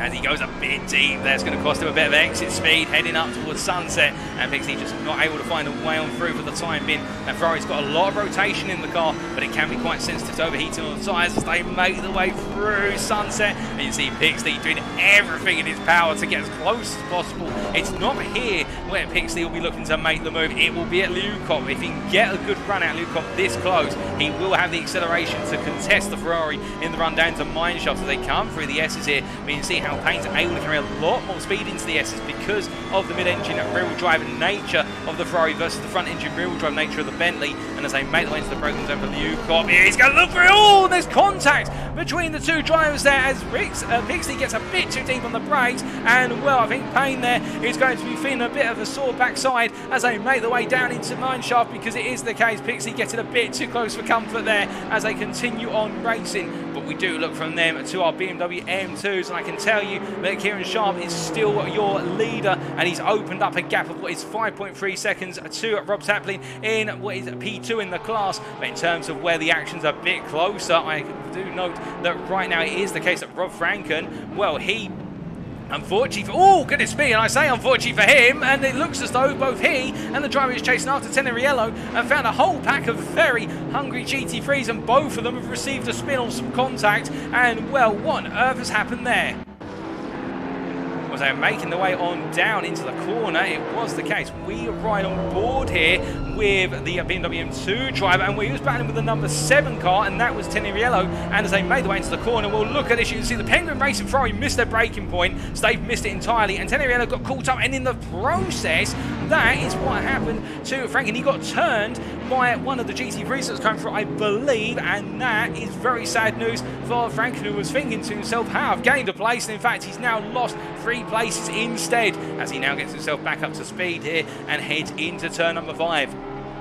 As he rolls on through, it's one of those situations where for the Dutchman, he's got sort of to get his head down and get back on with the job, and he's got quite a lot of pace at his fingertips. And well, to give you an idea of his pace, he's got the pace to match the top 5 in that BMW M2. He's just not had the luck to go with it so far as he makes his way through the right-hander of Sunset. But a little bit further back, we can see Michelin here, Marco Michelin for the 2-car R-Performance BMW, the number 621 car. He's chasing after Simon Steele as they make their way out to barbecue here. And as he continues to give that pursuit versus Simon Steele, looking for that opportunity, well, it's going to come a little while later. I think he's going to need a couple of laps here. But over the last couple of laps, it has been the case that Steele has been losing lap time, approximately half a second a lap versus Michelin. So it is looking good for the Italian driver here. He's just got to keep up that momentum, and he may close up to him in short order. We will have to wait and see as he rolls on through into the S's, and quite composed as he does so indeed. But as we look from him all the way back up to our GT3s, it does seem as though our M2s right now are a little bit spaced out, although I say they're spaced out. In fact, we do have a bit of a growing battle between Luca D and Christopher Kling. You're looking at Christopher Kling right now, the RB Racing Team driver, and he's chasing after Luca D in front, and we can see here the BMW Sim Racing driver. Well, he's looking to try and hold on to position right now as they make their way into the braking zone of turn number 2. And as they roll him through the left-hander here, it is the case that number 983 driver, well, he just kept it consistent. He's not really had any major events in this race, and holding on to P4 in the class right now after what was a good qualifying session. He's converted that good qualifying session and staying out of trouble at the start to taking an opportunity to move up into P4. But Kling, right now, Christopher Kling, looking very fast. And remember, Kling was our pole sitter in the BMW M2 class, but dropped all the way down to P10 in the class after lap 1 due to an incident which we didn't quite see on camera, but now recovering his way up the field at a very fast rate of knots is Kling. And well, the fastest man on circuit in the BMW M2s is still the leader, and that is Kieran Sharp with last lap 57.1, and that is approximately 1.5 to 1 second faster than these guys. As we see, Kling has a load of the GT3s coming through at the worst possible time, and that's through the S's here, and he splits the Penguin Racing machine from the Wild Things Racing Bentley as they make their way out the hill. And you can also see that that's the Audi R8 coming through, the American Audi R8 of, unless we're very much mistaken, that's the number, oh goodness me, I believe that's the number 41 car. No, that's not the number 41 car. That's Drew Matthews, my apologies, trying to come on through it and close up to the back of the Taffers, but he's lost out quite dearly in the run into Mineshaft because of the fact he ended up catching up to the back of our P4 driver of Luca D in the BMW M2 class at the worst possible place, which was on the exit of Lukops. That has not worked out for Matthews at all, and instead what it has done for Luca D, it's actually put him under a bit of pressure here from Kling behind as they make the way into turn number 15. As they come on down, we can see there just behind them, I believe that is Denise Pope trying to find a way through in the Wild Things Racing McLaren 720S, but I'm going to be a bit patient here, and this is costing Pope very badly because Sandri's now going to come on through to look for the move versus Pope as they head across that timeline. Now, will Sandri be able to get the run though? Sandri's too far back to dare to go for the move versus the Wild Things Racing driver, and instead Sandri has to be patient as they come down into turn number 2. Rolling through the left hand here, and as they do, you can see the Wild Things Racing BMW M2 decides to get well clear there. They'll be on the radio to say the GT3 is coming on through as they make their way up into a barbecue corner, and as they roll on through, it is the case. They stay as they were, but wait to see if anything does change between them in short order. But just a bit further up the road here, we see Evan Natafis closing up to the back of what is Feast Payne, and of course these two, they've been close together for some time now as they make their way through the left-hander of turn number 7. Now for Payne, what can he do in this situation given that Bentley is looking very menacing here as rearview mirror? Well, I think what Payne's got to try and do is find a way to use the traffic to his advantage. So he won't want to go up the inside here of the BMW. He's going to go for it, but I was going to say he won't want to lunge up the inside because that will open the door for Natafis to come through, and Natafis has come through immediately here. I think Payne needs to think about where the traffic's going to hit, and as a result try to use that to give him a car's advantage, because right now Natafis is the faster of the two drivers by a couple of attempts a lap, albeit now he's in the toe of the Ferrari, he's in that dirty air. That may be costing him that advantage he does have, but right now the Wild Things Racing driver, you would presume, is going to have a shot and move within the next lap or so as we ride on board here in the Taffers as he makes his way down into turn number 16. Now, don't be fooled, by the way, ladies and gentlemen, if you are wondering why the driver's on the right-hand side of this Bentley, here's the case, of course, Bentley, the British manufacturer, right-hand drive cars in the United Kingdom, almost said the United States of America there. In this case, they drive on what is at the left-hand side of the road in the UK. Driver sits on the right, whereas a lot of our European GT3 machines, such as the Ferrari, oh goodness me, Natafa, well, he won't be driving that one right as he taps the back very, very harshly there with Feast Payne, and Payne goes off into the distance, and well, he makes his way back onto track, and you can see great sportsmanship there from the Taffers to give him the place back. But I do think there might be a word to the stewards about that, because that was a very, very late break from Evan the Taffers, and I think it is the case he missed his braking zone by about 30 metres, and that is what led to the contact. But it's all the same still, they stay as they were, albeit now both drivers have significant damage to the aero package on the cars as they make the way up to speed once more. But we look from them up towards what is P5, and we can see here is the case that Alistair Leckie currently in that P5 for Volante Racing, and looking very good indeed right now is the Briton, just simply trying to break away from Ziga, who in return, Luca Ziga behind the Porsche driver here. Well, the Rachel's 350Z driver does have Austin behind, and also we can see there Vinogradov closing in as well. It's the case we've got 4 drivers all within 1.5 seconds battling for P5 as they now go on to what for them is lap number 21, and well, it is the case that Leckie there pulling into the centre of the road to try and break the toe for Ziga, and in return will that give him the opportunity to stay safe? Well, we can see that up the inside is Leighton Austin on Ziga as they come into turn 2, and as they emerge from Crowthorne's corner here, well, Ziga's going to hold outside to inside, and I think Austin's now got to back off and wait for another opportunity as it has not quite worked out as they make their way through a turn and not quite through barbecue and head up towards Sunset. As we watch from the helicam here, you can see this pack of 5 GT3 drivers, which is essentially a Leckie all the way back to, I believe, unless I'm very much mistaken there, that is Hall behind them, all racing together, and as they make their way up into turn number 7, great racing between these drivers, and in fact that is Ian Hall in what is the Aston Martin Vantage machine, trying to take a chunk out of Vinogradov there up the inside into what's turn 7 there to try and disrupt his rhythm and get the position. But right now the Aston Martin driver from the Quantum Racing team having to settle to stay in the wheel tracks of the McLaren in front of him and look for an opportunity. The Aston Martin Racing Vantage, to be fair, a car which is more optimised for strategy compared to most of the GT3s. It's not the fastest, it's not great at anything in particular over the course of the lap, but it is very good at preserving tyres and also fuel management. And if Ian Hall can use that to his advantage in the pit window, or when I say the pit window, really in the pit stops when it is going to kick off, that could give him the opportunity to jump 1 or 2 places. As we see a BMW M2, they get it very wrong and catching the steering wheel at the last possible moment. And Vinogradov now, I think, might have had his heart in his mouth thinking, oh no, not again. And it is the case that an M2 was able to keep it together and they have made it on through safe and sound. But as we look back to the live picture cameras here, you can see Ian Hall getting a very nice run out of Ingwe corner, and this could be the opportunity that he needs to go on the offensive as they make the way down towards Crowthorne at turn 2. On to another lap they go. That Aston Martin does pick up a good amount of speed in a straight line. He's going to be looking to the move here. Hall, he's up the inside versus Vinogradov, and as they make the way into the corner, he can't quite get it on the brakes. Vinogradov able to outbrake the Briton is the Russian as they make the way out to 2, up to 3, and through the Jakeski sweep they go, and as they do, it's no change between the two of them, but Ian Hall is looking more and more feisty with each and every corner he passes. And that is a good sign, of course, for him. And to be fair, when I did catch up to Ian Hall in the build-up to today's race, he said they had a nightmare at the Nürburgring, but Kyalami is a strong track for him, and he's demonstrating that right now. So he's hoping for a much better result, and maybe get himself into the top 10. Well, right now he's P9, and well, I know Ian can't hear me, but it is the case. Oh, as we see a BMW, they're going a bit wide, coming out of turn number 7, getting clear of all the GT3s coming through. But Ian Hall right now delivering on his expectations to be up there fighting for a top 10 finish as he makes his way out of the S's.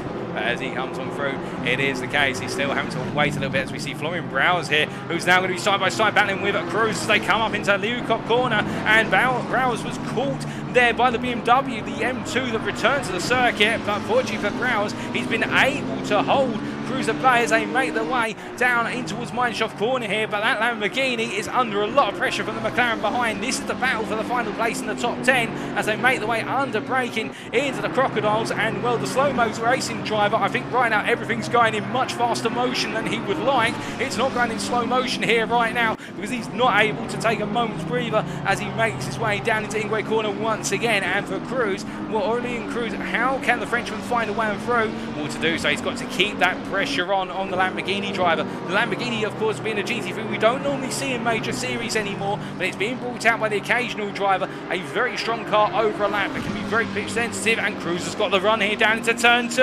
Will he be able to outbrake the Lamborghini? They come into the left-hander here, and as they roll them through, they're side-by-side. Cruz takes the full run on the inside. It's going to be outside now. Meanwhile, it's the case that Browers backs off there. 9-2 does not go into one into the Jakeski sweep, and it is the case that Cruz gains the place there versus Browers. Now up into P10 is the Wild Things Racing driver with a classic move through turns at 2 through to 3.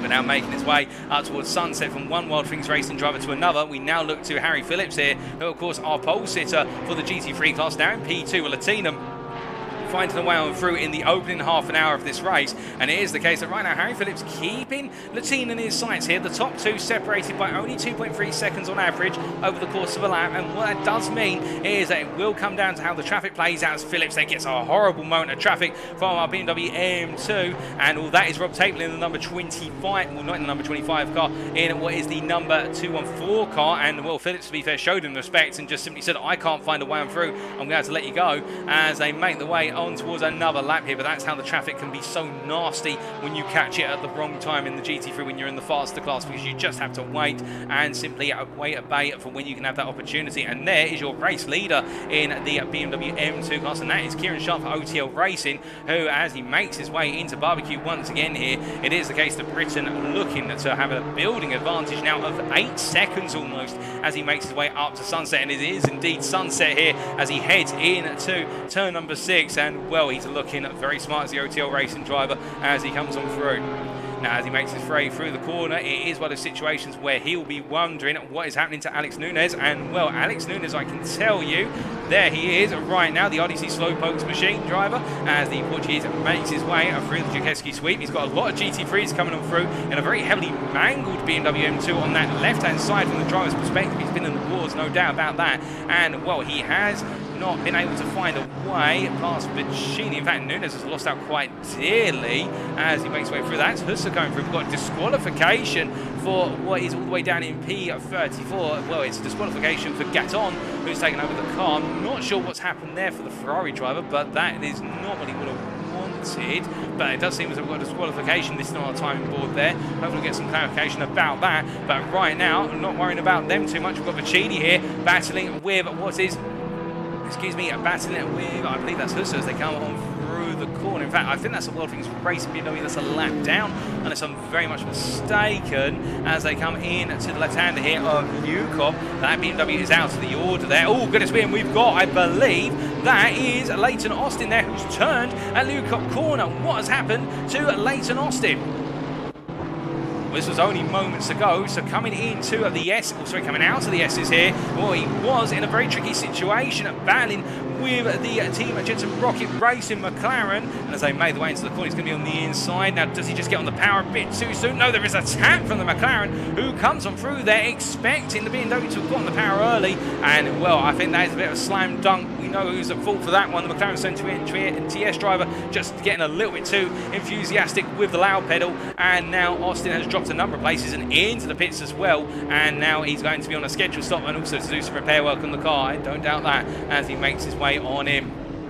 And that was very unfortunate, but we do look back to all the chop and change. Meanwhile, in the BMW M2 class, we were focusing on Alex Nunes before we cut away to Austin, and it is the case that right now Nunes, well, he is currently in class in what would be considered P7 in the BMW M2 class, chasing after Vicini, and we do hear that Luca D has just been passed by Maurice Husser, but Husser, to be fair, is making his way up through the order in the GT3 Porsche after a difficult start, which saw him have to go to the pits very early on, so that explains why we're seeing some position changes.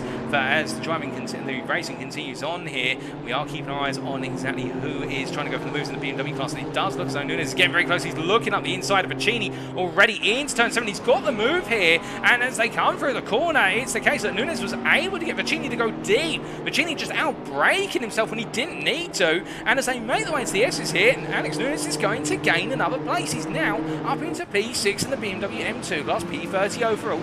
Nunes is coming alive here as the race goes on, and well, right now, in terms of his next target is going to be Luca D, who is about 5 seconds up the road, and I won't count Nunes out here for being on the podium. Of course, he is our leader in the BMW M2 class championship going into this round, but we've only had one round, so it's not all said and done by any means, and as he makes his way down through mineshaft right now, is the case of Portuguese. As this race goes on, he's finding a lot of pace. It is coming in dozens, and as he makes his way down to the crocodiles here, we love to see it, because he continues to build his speed up. Vicini's not coming back at him, and he drifts a little bit sideways there through turn number 13. You won't want to do that too much, because you don't want to scrub off a huge layer of the tyre, and as he makes his way through 15 and down towards 16, through Cheetah and into Ingwe, looking very composed as the RDC Slowpokes driver. As he rolls on through here, we do look down to P40, and that is Fabian Hunderhege, who, as he makes his way out of what is their turn number 7, he's chasing after Simon Steele as they make their way through the left-hander here of turn number 8, and I think he's got more to worry about with the Aston Martin Racing V8 Vantage coming on through, and that coming through, to give you an idea, that is Daniel Austin's in P3 in the class as they make their way on through. Is that Daniel Austin's? I believe it is, unless I'm very much mistaken. I could be, but Fabian Hunderhege for Slow Mo Racing here actually closing up very gradually as they make their way on down the hill. And as they come roaring on down, no change between these two at the moment as they roll into the corners, and as they come through the left-hander here, still looking to try and find an advantage to get past Steele, but we'll have to wait and see if he can find it. But we look from him all the way back up to what is Lucas Ziga here, who's had a brief off only moments ago, and well, he's lost out a bit of a run here in the GT3 battle for P5 versus Alistair Leckie. And well, where is Leckie? I can hear you ask. Well, the Palante Racing driver is not too much further up the road, and you can see him here, the Briton, and he is tucked in behind Antonello Lagalante. And well, I believe there's actually been a change for position here that we haven't seen on camera, ladies and gentlemen, because the McLaren 720S driver, unless it's the case that he was a bit further up the road, I may be mistaken. In fact, I think he was a bit further up the road. The Aircrocs Racing Team driver has been, in fact, reeled in. No, he has been reeled in. I can confirm he was running in P4 all that time, and he's been reeled in by Leckie in P5 and Ziga in P6. And right now, well, the Aircrocs Racing Team driver from Italy will be feeling a bit of pressure breathing down his neck as he makes his way through the left-hander of turn number 2. But how's this for a statistic, ladies and gentlemen? We're not, well, I believe we are just almost heading towards an hour into this race, and the top 3, well, the top 2 have already opened up a gap of 12.5 seconds on P3 man Daniel Austin's, and then Lagalante in P4, in terms of his gap to P3, it's 20 seconds, and that shows you how hard our leaders are pushing and trying to break away. Now, that's, of course, not to say that our drivers battling to be in the top 5 or the rest of the field are by any means slow. I can assure you they can outrun me on ACC be any day of the week, but it is the case right now. It goes to show you the variation of talent and skill level here, and that this series is available to anybody. Doesn't matter if you're an amateur or a professional, it is the case. It's open to everyone, and they are enjoying the racing out there. There's no doubt about that. And speaking of one driver who I don't think was enjoying the racing at first, but now he will be a bit more as we see him making his way coming out the S's here in P10. That is Daryl Young, the Wild Things Racing driver, who at one point was all the way up in the top 5, and he goes up the inside there of Gross, his teammate from Wild Things Racing, and is hunting after Vinogradov after what was a disaster at the S's about 10 laps ago, where we saw Daryl Young spun at the corner. We're not sure what caused the spin, but we saw that the Audi R8 LMS Evo 2 driver had the spin and dropped all the way out the hunt for the top 5, and now he's trying to get himself back into that hunt as he pursues Artem Vinogradov as they make the way out to turn 13, 14 and up into 15. Now as he continues to push on, we ride on board here with the Audi R8 driver, and well, a little bit about the Audi in terms of the Evo 2 versus the Evo 1.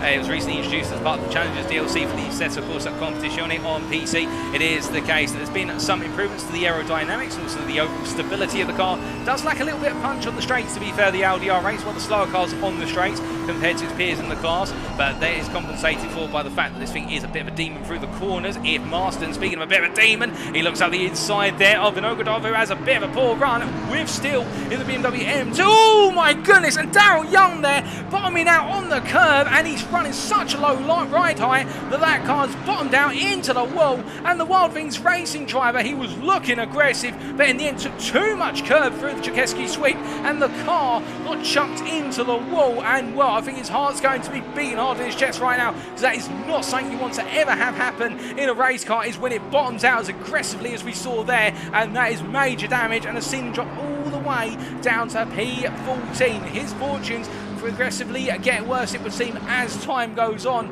Meanwhile, Aurelian Cruz here in P9 continue to chase after Vinogradov, but I think Vinogradov has just been given a huge respite, a huge amount of breathing room in the battle for P8, as behind them we do have Florian Browers here, and also Philbinger chasing after one another P10, with Florian Browers being in that P10 position, that coveted P10 right now, which the slow-mo racing driver has done a fantastic job of holding on to for so long over the duration of this race today, as he rolls them through and down now into turn number 13 at the Crocodiles.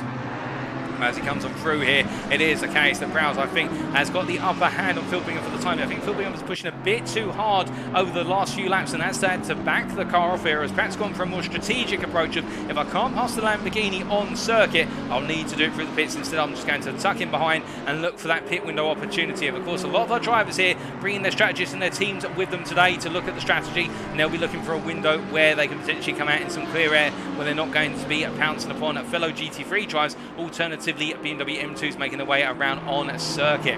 Now, one driver we do have to keep our eye on, albeit had a major moment earlier on in the race, is Leighton Austin, because as you can see there on the timing board on the left hand side of your screen, he's got a green marker next to his name and his driver number, which means he has cleared his mandatory pit stop. He had a spin at the corner that we saw him at earlier, and he's now at, which is Leeuwkop corner, and it was an error with another driver where there was contact between them. We saw him spin up onto the grass here, but it is the case now. The FINA QRT driver will be looking to attack as much as possible here, having had that early pit stop, and looking to see whether he can gain some ground over the course of the remainder of the race. We still do have just over 90 minutes of racing, so for drivers who've had mistakes or moments such as Austin, it is the case that it is not over yet. There's still a lot on the table. I don't think he can win this one, to be fair, unless there's freak weather or something of that time, but it is the case that Austin right now can gain a lot of places. He's got the pace to do so, running that last lap of 43.1, and as he comes around this time to cross the line, what's it going to be for Austin? It's a 43.4. He's definitely pushing hard here and matching the pace of our leaders. The fastest lap of this race held by our race leader, who we now look to, and that is Sakari Lehtinen, and the Honda team motor driver here from Finland. The fastest lap in his hands, a 42.0, almost matched by Harry Phillips, a 42.1 much earlier in the race, but right now Lehtinen is trying to keep that gap to Harry Phillips. He's got it to 4 seconds almost. Can he get it any further? That is the big question that will be on his mind. But speaking of one driver who's got a lot more on his mind in the meantime, as we see him here, and that is the foreground of your camera, Antonello Elegante, the Italian here, under pressure from Alistair Leckie, and behind them they've also got Luca Ziga as they make their way through turn number 5, coming through barbecue. We ride on board here with Aircroft's Racing Team driver. Now, what's the story for Galante? It is the case he was running very comfortably in P4, but he's had the two behind him catch up gradually. And well, to give you an idea, that last lap from Daniel Austin's a 43.6 to Galante's what was a 44.4. It's a case that Austin's is running almost a whole second faster. He is pushing, and as they make their way down, not Austin's, my apologies, Alistair Leckie, I'm getting my names mixed up here, and it is the case that Leckie on a 44.2, but still Leckie has been showing a lot more pace, and Austin's ahead is opening up a second lap on these guys. So I think Galante right now is a little bit of a cork in the bottle for Leckie and Ziga behind as they make their way down for 11 and in towards 12. As they push their way on down and head in towards Mineshaft once again. You can see how the BMW and the Porsche drive both looking to try and find a way to close them up. But of course, the McLaren very strong for these sweeping sections, and that's where the McLaren has that advantage. It's when they start to get into the corners that are more about traction on exit. That's when the McLaren is hurt a bit, and also in that straight line race as they make the way down into Ingwe here and as they come through the corner. This is where we'll see that BMW M4 in particular really start to want to pounce. Will be a little bit snap oversteer on exit there from Leckie, a little bit power oversteer, and that has cost him a good run. He would have been within attack range, and I think now Galante does have the ability to take a breather going into Grove Horns this time around. As they make the way in, you can see just how aggressive under braking Alistair Leckie is. He does not want to let that McLaren open up any sort of advantage and put BMW M2 between them as they go around the fast and furious BMW M2 that has nowhere to go other than sit in the middle of the road and pray. And as they make their way through barbecue here, Galante now is going to have to hold defensively into Sunset because he had that inside line to barbecue. It's cost him dearly this, and as they make their way through the right-hander, how will it play out between the two of them? Will Galante hold the centre of the road? He's defended to the inside, and no change between the two of them. He's just been able to stay ahead by a hair's width, and as they make the way in to the S's now, you can see the BMW M2 driver who's had to give way to them. Well, all three GT3s trying to come through like a whirlwind, and there's Ian Hall who's closing up as well. Ian Hall's closed up onto the back of this one very rapidly indeed as he tries to find a way into the action for Quantum Racing, and as they make the way on down out to Newcop and in towards Mineshaft once again. I think it's not going to be long before we're going to see some sort of sparks fly here because Alistair Leckie right now is all over the back of Galante as they come through. Galante goes wide, oh goodness me, and Galante spins off circuit and takes Leckie with him into the wall, and that will promote Ziga and also Ian Hall up in position, and that is not what either of them will have wanted. Let's just take a look back at exactly how that played out, and we're going to see it from the perspective here of Luca Ziga. Making their way down the hill, and well, he had the best possible view in the house. You're going to see here Galante just simply as they came down, in fact, with the window in the way, but Galante goes wide, and then trying to get the car back under control, comes across the circuit, and well, for Ziga, I think he'll be thinking it was better than you than me, pal, and he'll be referring to, of course, to Alistair Leckie, but right now Ziga there with a 2-for-1 play special gained, and he didn't have to do anything other than just simply keep it on the road, and that's sometimes the way it goes here, but it shows you how hard Galante was pushing, but in the end he's pushed it too hard, and in the process he's in the pits now. He's got to do repair work to the car. And what about Alistair Leckie, I hear you ask? Well, he's still in P6, but he's dropped a bit off of this pack now as they made their way through, and Ian Hall in the meantime now up to P5. I think he'll be thinking this is a dream come true, and the fact he's running P5 right now, and he's continuing to press on. His lap times are not too bad, to be fair. They're quite respectful lap times in the high 44s on average, and carrying on all the same as he makes his way on around here up into the S's. As he comes on through, we do look from him down to a P20 driver in the GT3 class, and that is Matteo Sendri.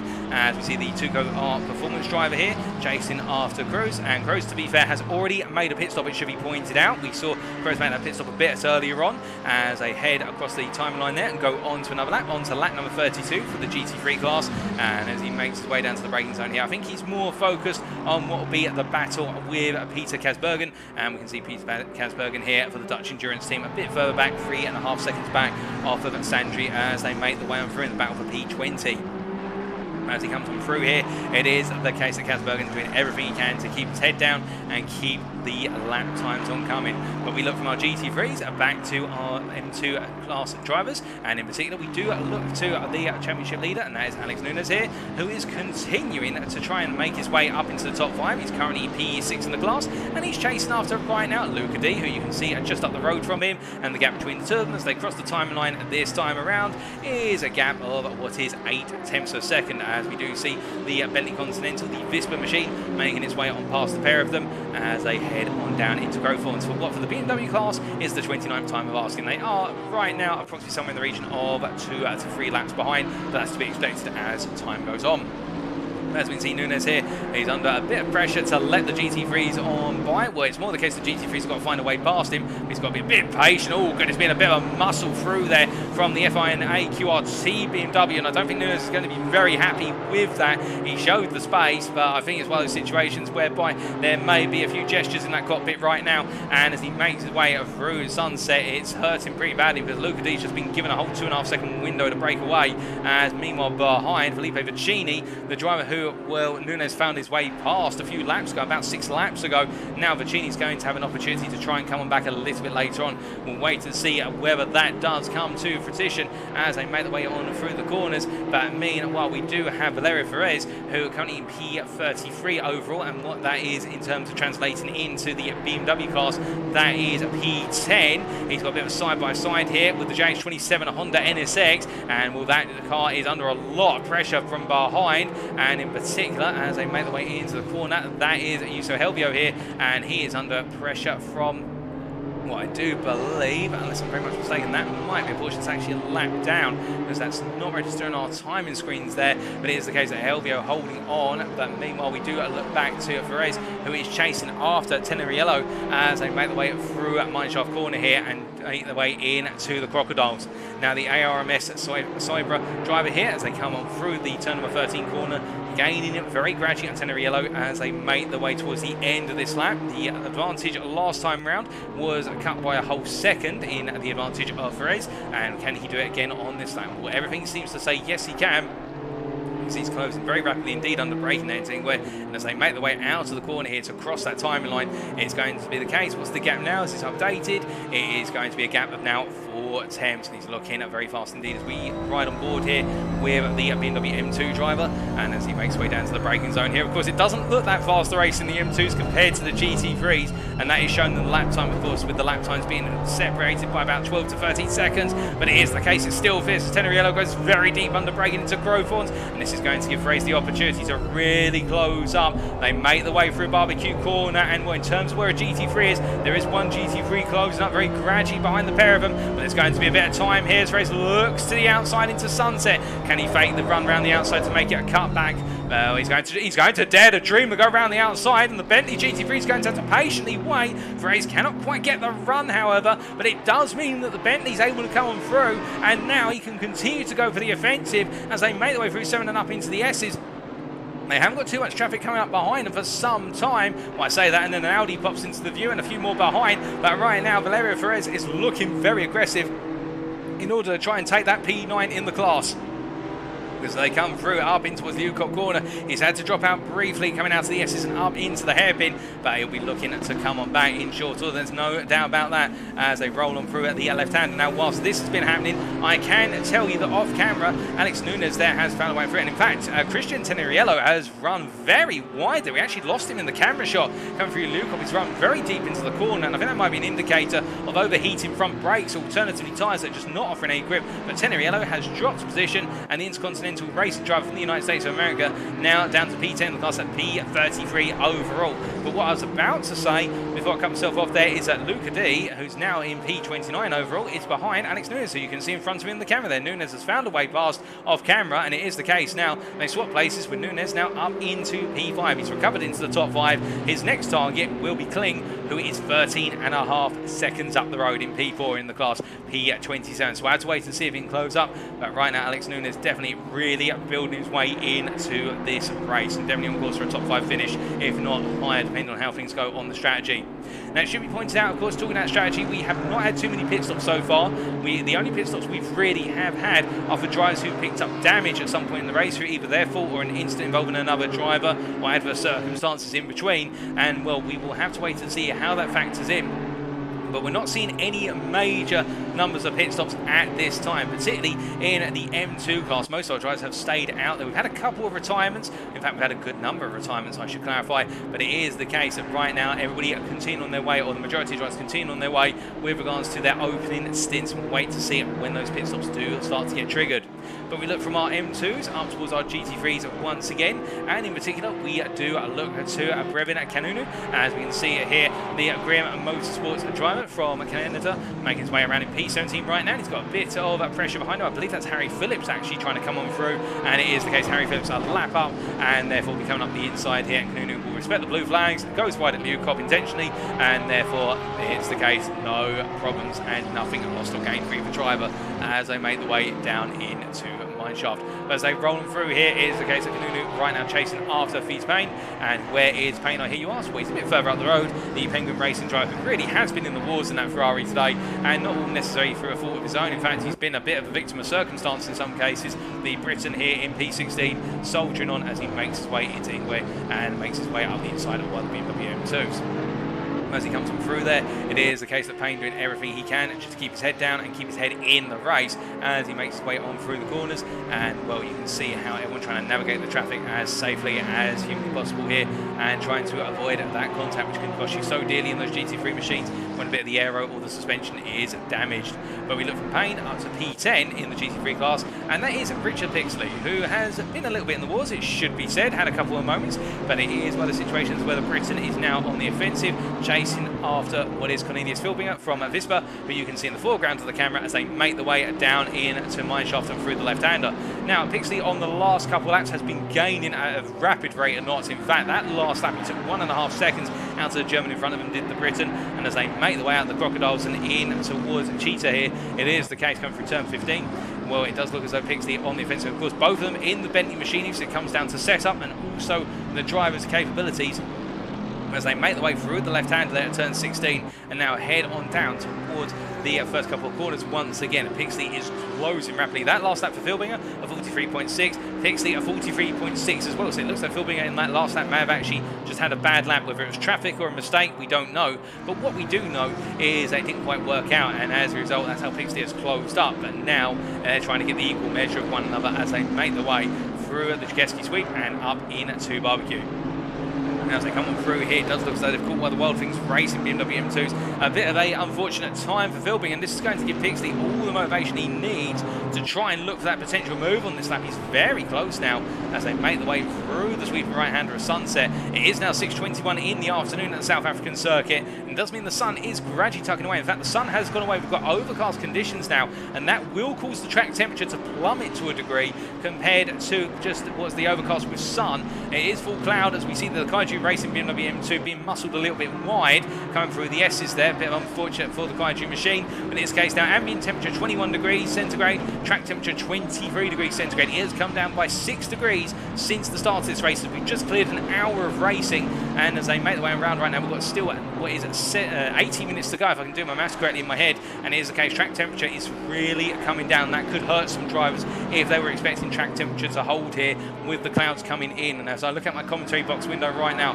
I think the clouds are here to stay at least for the next 15 minutes, if not a bit longer. And wind is really picking up as well.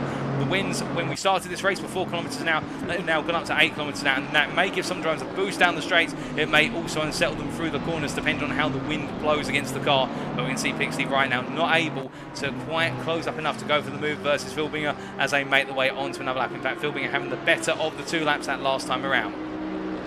As they make the way on through, we do look from Pixley here to a bit further up the road to P7 driver Eugene Vinogradov, and we can see here is the case the Jensen Team Rocket RJN driver from Russia, looking very fast here as he makes his way out to turn number 5, and he's given pursuit to Alistair Leckie.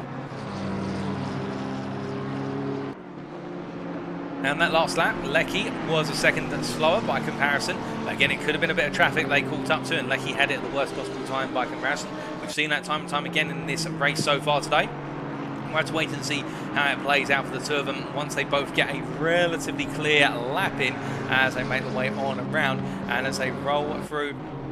As they roll down and through the S's and heading up towards turn number 10, it is the case whereby we can see Vinogradov just trying to close up to Lecky. But to be fair, that BMW M4 no slouch with regards to its pacing around here at Kyalami.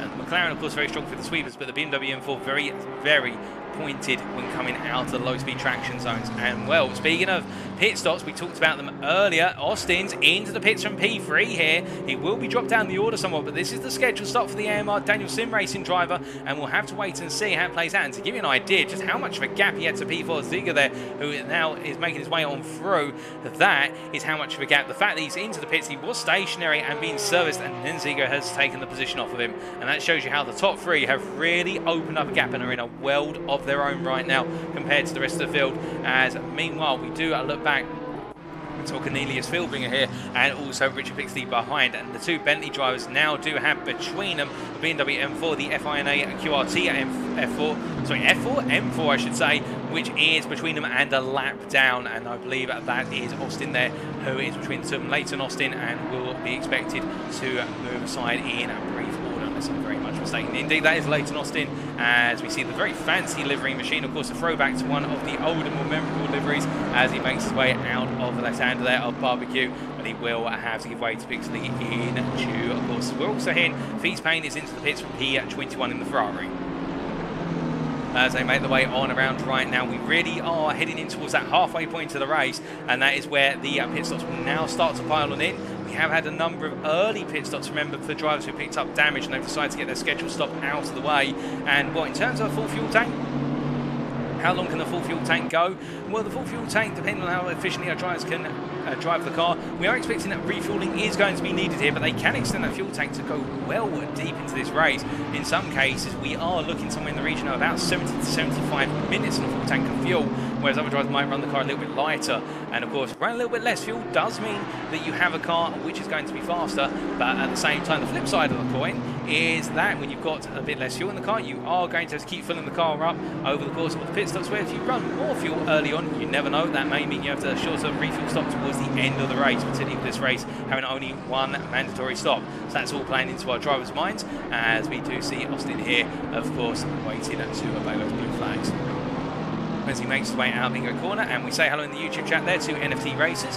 Good evening to you, NFT Racers. We can see it is the case that Austin will be giving way shortly, as Harry Phillips has come out of the pit lane, and well, he was running in P2 and he's come back out side by side here with what is Eugene Vinogradov, and it's going to be a little bit of a battle coming up. Friedrich Keski sweep, and Harry Phillips, I think he's just dodged a massive bullet there with regards to the fact that if he'd been caught behind Vinogradov, it would be the case that the McLaren driver would start to cost him time, and Harry Phillips would have to find a way on through it unless Vinogradov was going to pull into the pits at a brief moment's notice. And well, for Phillips, it is the case now he can press on. He's got Alistair Leckie, who's got to find his way past very shortly, and also Ian Hall, who's a further 7 seconds up the road. My apologies, a further 6 seconds up the road, I should say. But it's the case right now, Harry Phillips has timed that pit stop, and it has not been the perfect timing, but he's avoided coming out behind one of the fast GT3 drivers who's running in P6. So this could work out for him. Now, if that's happened, what about Sakari Lehtinen? Does the Honda NSX driver who's currently leading know that if he pits now, he's going to regain the lead position? There's no doubt about this, because you can see Phillips finding traffic left, right and centre as they make their way on down the hill. And well, Phillips, I can imagine that he might be thinking to himself right now, should I have pitted when I did, because this has not worked out at all, and he is losing time. Whereas our race leader, to give you an idea, Latino, who carries on his way around the circuit, making his way through turn number 7 right now. Conversely, he's actually having quite a relatively traffic-free race at this time. The next car on his radar is the number 611 car, and Ritz Husser in a GT3, so he's not going to catch Husser for some time. I think Latino here has nailed the strategy. If he pits soon, within the next 4 to 5 laps, he will retake the lead of this race. I don't think there's a doubt about that. Also into the pits from P7 at the time was Florian Browse, as we can see here, the slow-mo racing driver coming on in the Lamborghini Huracan, and a good stint there put in by the German driver, and we'll wait to see where it's him in the car when he comes back out. With him parked up, we do look here to Antonio Lalagante, and we can see here is the case. The Aircrocs racing team driver from Italy, Will Arthur, was a brilliant opener to this race. One error here coming down the hill into Mineshaft Corner has cost him very dearly indeed. Down in P17 in a McLaren, which should be right up there. His pace was indicative of being up there within the top 10, and he's going to have to try and recover this race. There's no doubt about that. As also into the pits I hear is Juice Luna, who has come on in quite recently. We're not seeing our leader of this race coming in, although I would say Lehtinen's going to be coming in soon, and the reason for that is the last lap from Sakari Lehtinen, a 42.495, almost matching his personal best of this race, and that could be a sign of what is to come as he makes his way on through.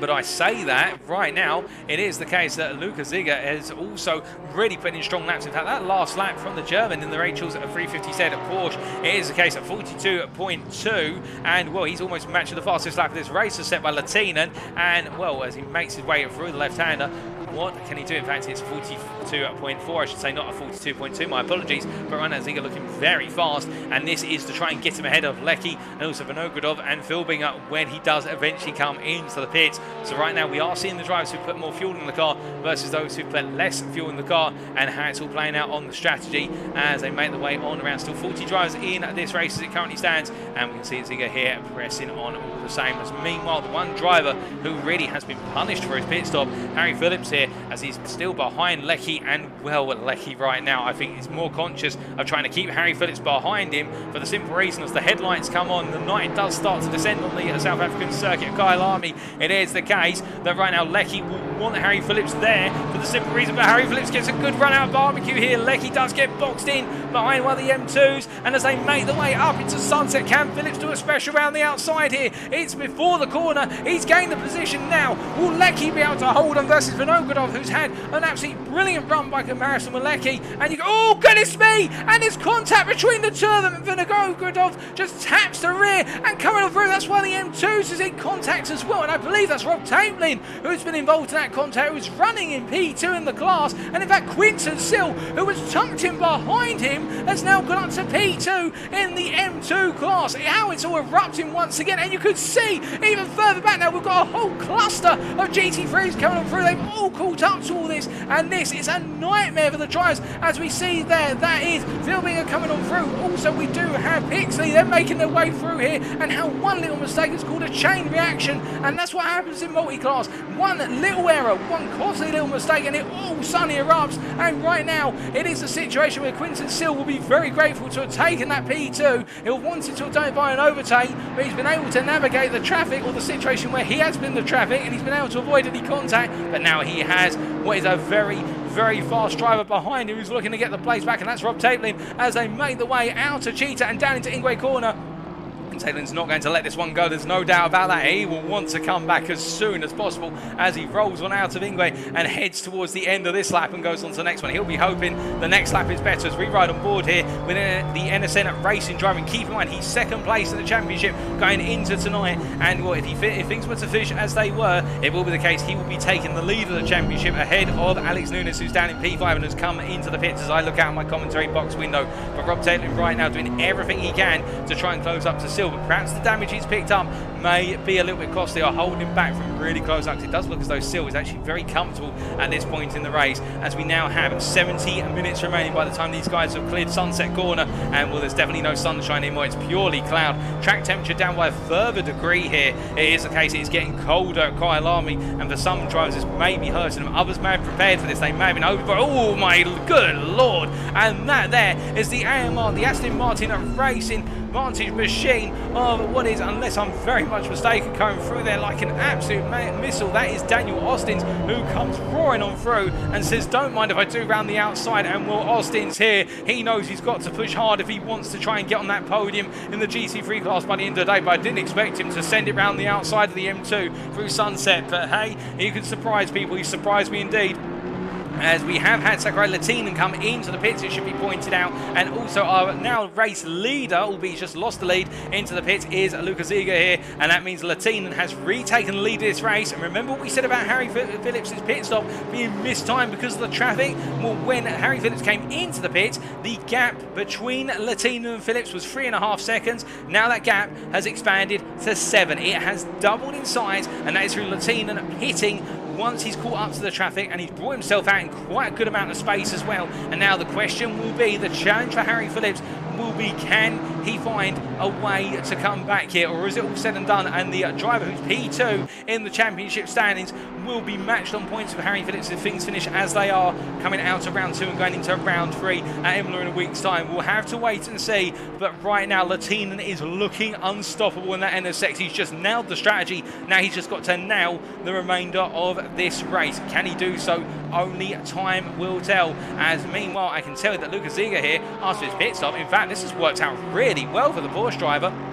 As the German right now has come out in P4. Daniel Ostens has come back out ahead, which we expected, to be fair, given the fact he did have a 12-second advantage over P4 when he pitted. In fact, I think it was more 15 seconds. But right now, Lucas Ziegler, well, he's cleared Hall, Young, Browers, Pixley, and also Philbinger there with Denise Pope in the pit. She's a little bit out of the order right now, but she will be coming back out of the pits. We'll see her back in the overall order of the GTV class very shortly. But right now, Lucas Ziegler, by avoiding any of the carnage, he's witnessed all of it, but he's not been involved in it. And when I say carnage in terms of contact incidents and whatnot, it is the case that right now the German driver up to P4, and he's gifted himself effectively a 10-second gap to Ian Hall here, the Quantum Racing team driver. And well, how things have worked out for Quantum Racing team's Ian Hall, who, as I said earlier on, was looking to finish well inside the top 10 in this race. He's currently P5 and he's on course to finish P5. However, there's just one problem.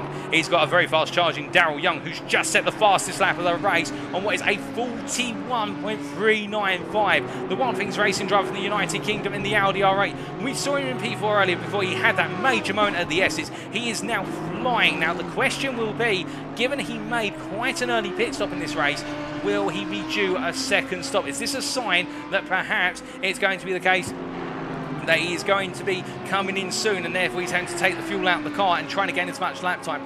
Well, of course, Wild Things Racing will hope that's not the case, albeit the Wild Things Racing fan club will hope that's not the case in the chat. The team will know the other story, but I do have a little bit of a question mark about it, given that that incident occurred approximately 30 minutes into the race, if not a little bit earlier, so he might be quite tight on fuel. We'll have to wait and see whether Young can get to the end. If so, this will be a miraculous recovery drive and a fantastic one at that. Even if he pits, I still think he's got the pace to finish potentially just inside the top 10, but he's going to have to go a long way to do so. It will be a short stop just to put the fuel in the car. We'll have to wait and see. But one driver who's lost out through the strategy and also just things not going the way he want is Alistair Leckie right now from Volante Racing, who is in a P12 here as he makes his way down and through Mineshaft Corner, tucked in behind Juice Leone. Well, in fact, that's not Juice Leone there, that is the Ferrari, unless I'm very much mistaken, of Jamie O'Connor there from Penguin Racing, and the number 81 drives. He makes his way on through, and I do believe we do have a couple of you tuning in, cheering on Penguin Racing here, and you'll be glad to see Jamie O'Connor running in P23 right now, last of the running GT3s, but still staying out there. And to get the points, you've got to finish the race, and it doesn't matter if you're leading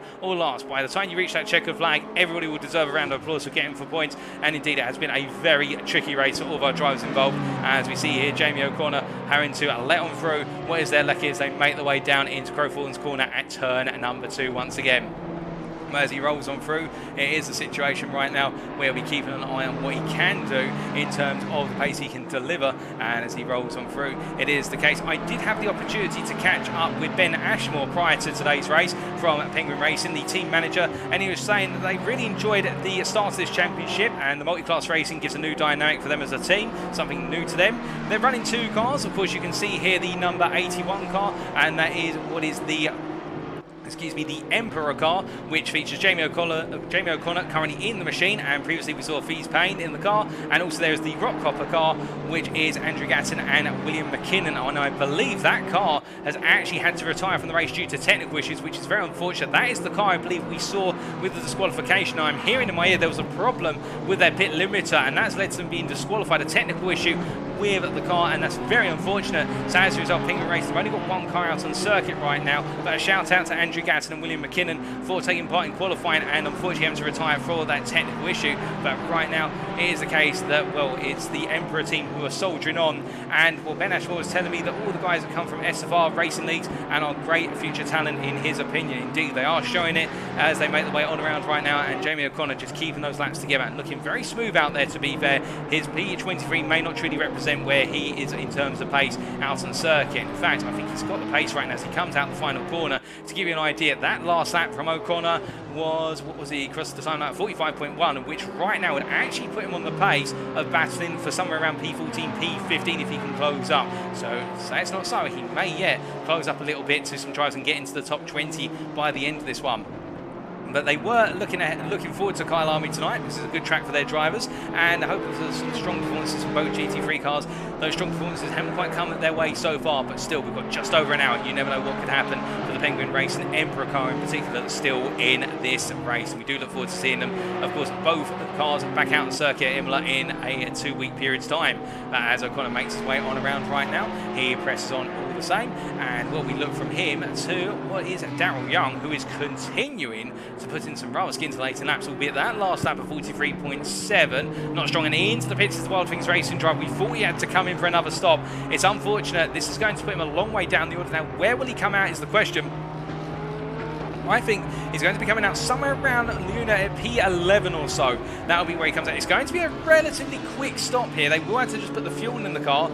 We would presume we'll wait to see. But right now, as he's parked up in the pits, we look from him to another Wild Things Racing driver of what is there, Harry Phillips, as they make the way around. As Harry Phillips comes down through Mineshaft corner here, in this case, the Porsche driver is still falling away from Lehtinen gradually. It's only a couple of attempts a lap, but Lehtinen's lead now up to 8 seconds as they make the way in towards the final hour of the race here. And well, I think Harry Phillips right now might be considering settling for second when all is said and done. And I did have the opportunity to speak to Harry Phillips from the Wild Things Racing Colex GG team car in the build up to tonight. Lovely chap, Harry Phillips, always got time to have a chat. Well, he always seems to have the ability to make a little bit of time for me, which I do appreciate. And what he had the chance to say, the Briton, whilst he's speaking to me, is that he has been really enjoying this race format. In fact, the race format is his favourite solo format because pace alone is not enough to win, especially when you have to deal with the multi-class situation, having to get past the M2 traffic, navigate your way through, and he finds that it's going to be strategy, consistency and careful navigation of traffic, I should say, that is absolutely everything.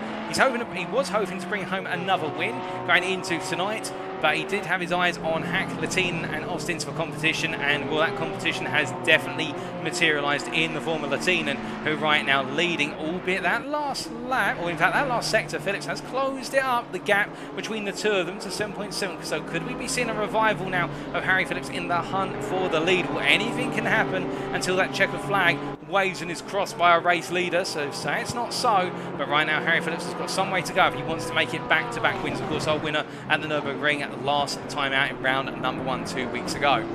But as they make the way on through, it is the case that we can see, looking from him to Daniel Austin's here in P3. Well, Austin's really the best of the rest right now and flying outside of our top 2, and he's lapping in the high 43s at this time, with Luca Ziga in P4 lapping in the low 43s, but he's got a lot of gap to play with here, and therefore I think Austin's can afford to back the car off a little bit for the time being and just keep his cool.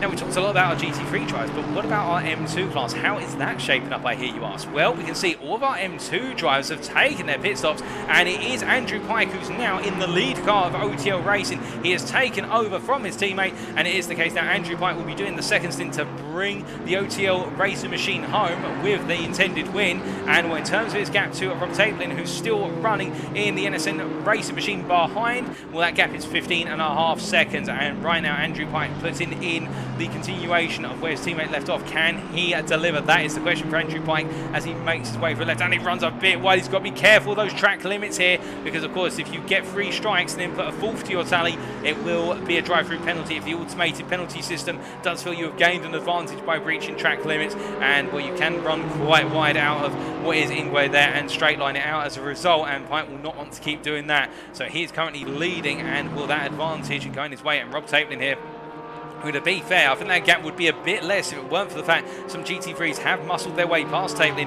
in the past, and he is keeping his head down, but it is looking as though he's got a bit of pressure building from behind here. P3 driver of Quinton Sill in the BMW M2s as they make the way on through the Crawthorns corner here. You can see that Britain has actually closed that gap down sizably, and that last lap from Taplin was 6 seconds slower. I think he had an instant, he's had to let some GT3 through, but still has closed up massively on that last lap. And surely that is not an indicator of Tapelin's pace for the rest of this race, because that would be a shock to the system for all of us here, because Taplin really has, or was, matching the OTL racing machine for pace in the open instead, unless something has gone wrong with the car. The tyre pressures were not right. Do keep in mind, of course, with these GT3 machines, when they do change tyres, the tyres do not come out of warming blankets. In the BMW M2 machines, it is the case that unlike their GT3 counterparts who do have the tyre warming blankets, they are put onto the car cold, so you do have to get those tyres up to temperature, and still does have to let through there what is the McLaren of Matteo Sandri coming on through. Of course, Sandri representing his team by himself in the GT3 class today, but Quinton Silva looking to try and close up to Taplin as quickly as possible. And we do have Christopher Kling, who was our pole position man in going into this race, where he had that disastrous start, and he's recovered it all the way to P4, and he's now 8 seconds off of Quinton Sill as they make their way out to Lukop corner here. And I think the RIP Racing team, he will be looking to potentially try and get himself onto that podium, but Sill right now, after gaining quite a bit on Taplin, starting to lose a little bit. I think Taplin may have just had the mother of all nasty laps in that previous lap, and Christopher Kling right now really pressing on. In terms of lap time, the fastest driver in the BMW M2 class right now is, in fact, it's not any of our top 4, it's our P5 driver, Alex Nunes here, who you can see making his way through the crocodiles, and he's trying to get involved in this. Of course, our championship leader in the M2 is going into tonight, and he'll be looking to try and get a couple more places before all is said and done in order to hold on to that championship lead. As he rolls them through Ingwe here, it is the case. It's spaced out a little bit now in terms of the majority of the field, although I say that we have had a retirement from one of our M2 machines. Now it's the case, they've just spit off, well, I don't think it was one of our M2 machines, I think it was actually one of our GT3 machines. I believe it may have been Hussar who's just retired the car. They brought it in because they were quite a way down. They were going to come out behind, but I do wonder whether they just decided to box the car or whether there was a technical issue with the car. Maybe the case there was a technical issue when they brought it into the pits, and that may explain why it was so far off the pace when we last checked on it. But right now, with that, everybody moves up a position in the M2 class on screen, albeit they haven't really gained. They've gained overall, it should be said, but we're just about to cut back to what was a grime battle. Excuse me, it was a great battle between, was it Aaron Jackson at the time? No, in fact, it's the case. Aaron Jackson's fallen quite a way off the back of Michael Welp, as we do see the Kaiju Racing team have changed over drivers here. Indeed, a number of IM2 CS Racing driving machines, they have teams which are consisting of 2 drivers, and it's great to see, of course, splitting the stints between 2 drivers here. And of course, these cars very comfortable to race, and good starter cars if you're looking to get into sim racing or Assetto Corsa Competizione. These cars can really be chucked about the circuit. It's not the case that you can just simply plant the throttle every time. These cars do get a little bit aggressive, as we see there Jackson demonstrating what happens when you're a bit too aggressive on the throttle and a bit too much steering angle coming out of Ingwe corner. But it is the case you can have a lot of fun with these machines and really get a feel for what it's like chucking around a machine in a sim racing competition such as Assetto Corsa Competizione's BMW M2 competitions that are hosted through the Sim Grid, of course, or Multiclass Racing here, as hosted through the Sim Grid in collaboration with Wild Things Racing and also the Rapid Drivers Club. Of course, this series, the 2.4 World Tour, being run by Rapid Drivers Club with the 2 organisations we just mentioned that sponsoring this as well, and also being brought to you here today by Next Gen Racing TV on the live broadcast. But now, in the final hour of this race, we have just under 56 minutes to go. Is the case we can see here Aaron Jackson pressing on, and it does give us a nice opportunity now to do a quick trip through the order and give you really the stories of our drivers so far, with the battles having calmed down a bit, and now we're waiting to see how our drivers close on up as we go deeper and deeper into this race. So we look to the front of the GT3 field, and we do look at Sakari Lehtinen here, as we can see out of the Finn making his way up through turns 3 and 4 and heading into turn 5 as he goes through barbecue here. What's there to say about Lehtinen? Well, qualified P2 in a very close shootout between himself and Harry Phillips. And really, these two were battling for the win last time at the Nürburgring. They've continued that battle here today. And whilst Harry Phillips had the upper hand at the Nürburgring, it is the case Lehtinen in the Honda NSX found a way past Phillips early on in the race in the opening 20 minutes. And since then, he has not let this lead go. Worked out very nicely on the strategy as well, in the fact they pitted late, and Harry Phillips came out in clear track, as well as he stayed out on track and had a lot of clear space to play with, whereas Harry Phillips just did not come out in clear track at all. In fact, he came out in a huge amount of traffic, and that cost him over 3.5 seconds to clear that traffic in the end. So as we look from Lehtinen here, we look to Harry Phillips. That is really the story of the two of them right now, that Phillips just getting it wrong on the strategy call in terms of getting that space, but the Wild Things Racing driver has not given up yet and is trying to press on to chase down Lehtinen here for Wild Things Racing. Meanwhile, in P3, and the best of the rest in the GT3 class, it is Daniel Austin's here for the AMR DANI3L Sim Racing team as he makes his way down through the S's, and as he rolls on through here is the case of Britain, looking very fast indeed as he charges on up into Leukop here. Is the case, very consistent as well, and where his rivals for that P3 have faltered, he has not put a foot wrong. And another driver who has not put a foot wrong, Luca Ziegler here, who the German for Rachel's 350Z, as he makes his way through what is there the S's and up to Leukop himself. Currently a sizable gap down on Austin's here, but has a 19-second advantage over P5 man Ian Hall. Ziegler, who was battling for so long for what is effectively P4 with Hall, with Hixley, with Philbinger, with Browse, with Levchenko, and also couple of the other drivers. It is the case that Ziegler has just been able to break away because he's been the one driver person not experienced an incident or made a mistake, whereas all the others have at some point. Then we do look to Ian Hall, and to be fair, he hasn't made a mistake. He's just had to come from a long way back. He qualified just outside the top 10, if my memory serves me correctly. He's starting in the top 10 going into this race, and he's currently running in P5 in a very well measured opening stint, and he's still in the car for his second stint and doing a fantastic job for the Quantum Racing team as he makes his way on through and keeping it nice and together.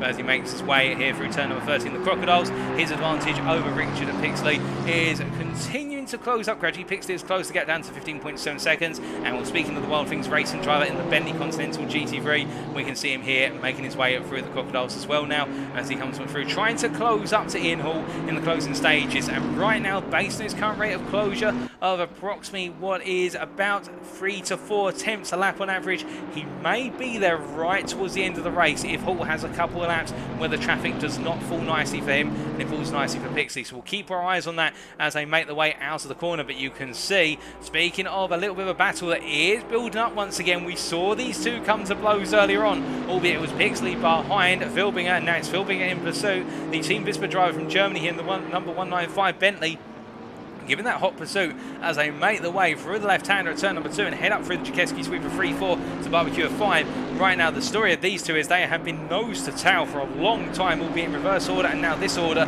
and it is the case that Philbinger really has been the one who's been the more consistent to. Pixley has had a couple of moments which he won't have been too happy about, little bits of contact, but right now Philbinger continuing to press on here and wants to try and get that P6 and be the one to contend and go after Ian Hall. But of course, the problem is if these two fight, Ian Hall can break away and open that gap up even more. So they've got to think about this one. Do they want to fight for P6 with the remaining time of this race, or do they want to fight for P5 by putting aside their differences and letting the faster of the two drivers pull them up to Ian Hall, who's a good amount of way up the road? We will wait and see. Meanwhile, in P8, Florian Browers here, the slow-mo racing Lamborghini Huracan driver, putting in a great performance to be fair, and really has been one of those drivers who's just gradually muscled his way up through the field through consistency and strategy. And the German driver here keeping it together. He's got a way to go, and he does have trying to close up to him right now after Levchenko. And we can see here the Ukrainian driver from the Jensen Team Rocket team. He makes his way down through what is turn number 12 here, heading through at Mineshaft corner, looking very good as the 211 driver. And as he makes his way down to the corner, you can see Lehtinen coming on through there, lapping him. That shows you how fast our leader has been over the course of this race, and how much the battling has cost Levchenko and his teammate, of course, who were right up there earlier on in the race. But it was battling. Some moments off circuit have really upset their tempo, and right now they're looking to try and consolidate a result inside the top 10. And then we have in P10 right now, Juice Luna here in the Quantum Racing team at Porsche 911. And well, Luna's race has been one all about just putting in lap after lap. Bit of difficulties early on the race on the opening couple of laps, lost a few places, but has recovered to P10. And he's trying to keep ahead of Alistair Leckie. And well, Alistair Leckie in P11, the Volante Racing BMW M2 driver. It was going very well in the hunt for P4 until it was the case that unfortunately for him, we saw one driver in particular lose the car, and that was a McLaren a little bit further down the order, who will come to very shortly, who lost the car, and as a result took Leckie with him coming out of Mineshaft and up into Crocodile. Since then, it's been about recovery for Leckie. And then we do have Daryl Young, who's in P12 here in the Wild Things Racing driver, who we would argue right now, if it had been a race without incident, he should be up there battling for P3, P4. The Wild Things Racing Audi driver, it has not gone his way simply because he's been involved in a major incident which saw him have to take an early pit stop to repair the car, and since then he's had to make a second stop. He's one of only a limited number of drivers who's made a second stop, and the Wild Things Racing driver who's come back out in P12 is now going hunting after the drivers ahead of him, and he is faster than the majority of the drivers from where it's P11 all the way up to P4 right now, and that shows you the pace that Dal Young brought to the table, and it's one instant that has cost him so dearly. Can he get himself back into the top 10? Perhaps even the top 5 come the end of this? We'll have to wait and see. I think the top 10 is definitely possible. Top 5 may be a bit adventurous, but he'll give it everything he's got with the time he's got remaining. We do then have in P13 Alex Curto here, the DNA Racing driver. We haven't seen too much of the Canadian outfit as he makes his way out of the S's here. He's taken over the car from his teammate earlier in the race when they had their pit stop, but right now DNA Racing have had a difficult race, it has to be said, whereby things have not quite necessarily worked out for them. Been involved in a couple of incidents, albeit not of their own fault by the looks of things, but it is the case right now. They're looking to try and bring home a good result inside the top 15, and they've got a nice advantage of what is 6 seconds over Evan Natafas in the Wild Things Racing, what is the Bentley there, the Greek driver here, again just keeping his head down and trying to bring this car home.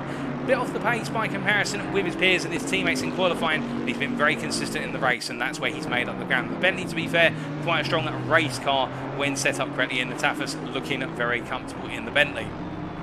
We then do have Denise Pope here, down in P15, and the Wild Things Racing driver. Similar situation to Natafas, and really the two of them were nose to tail on their opening stint quite a bit, but a gap has opened up between the two of them, and that is a gap, as we see Pope come across the line, of what is 5 seconds, and Denise Pope really just putting in a consolidated and consistent set of laps, and it's a case of looking to bring home a top 15 finish here today. And well behind we do have Robert Smith here in the Grimm Motorsports, the American Porsche 911, as he makes his way on down here in Grimm Motorsports, having had a difficult day of racing, and they're trying to get themselves back into that top 15 before it is all said and done tonight. MP17, Matteo Sandri here, and here's the case, the Tuca R performance driver from Italy, running that car by himself today. His teammate unable to take part, and Sandri putting in a Herculean drive here, trying to find a way to get a little bit further up the order. It's been a difficult race. He's up to P17 right now. He's been keeping his head down, gaining places gradually. There's still places to come, I think, for the McLaren driver, and then it is Vincenzo Patano, who here, the car in particular, the Aircrocs Racing Team McLaren, in that instant earlier on with Alistair Lecky's BMW M2 Volante Racing, the two of them coming together, coming out of mineshaft where it was the case that Patano's teammate Volante had that moment where he lost it and came back across the circuit trying to get the car back under control, and well, it's now the case that Aircrocs Racing Team a long way down the order, having had taken 2 pit stops because of the damage. They picked up that heavy damage after the contact, and well, now they're just trying to find a way up their order as quickly as possible to get some more points on the board. And then we do have Giuseppe Helvio here in the JH27 Racing Honda NSX, and the Finnish driver haven't had a difficult race, to be fair.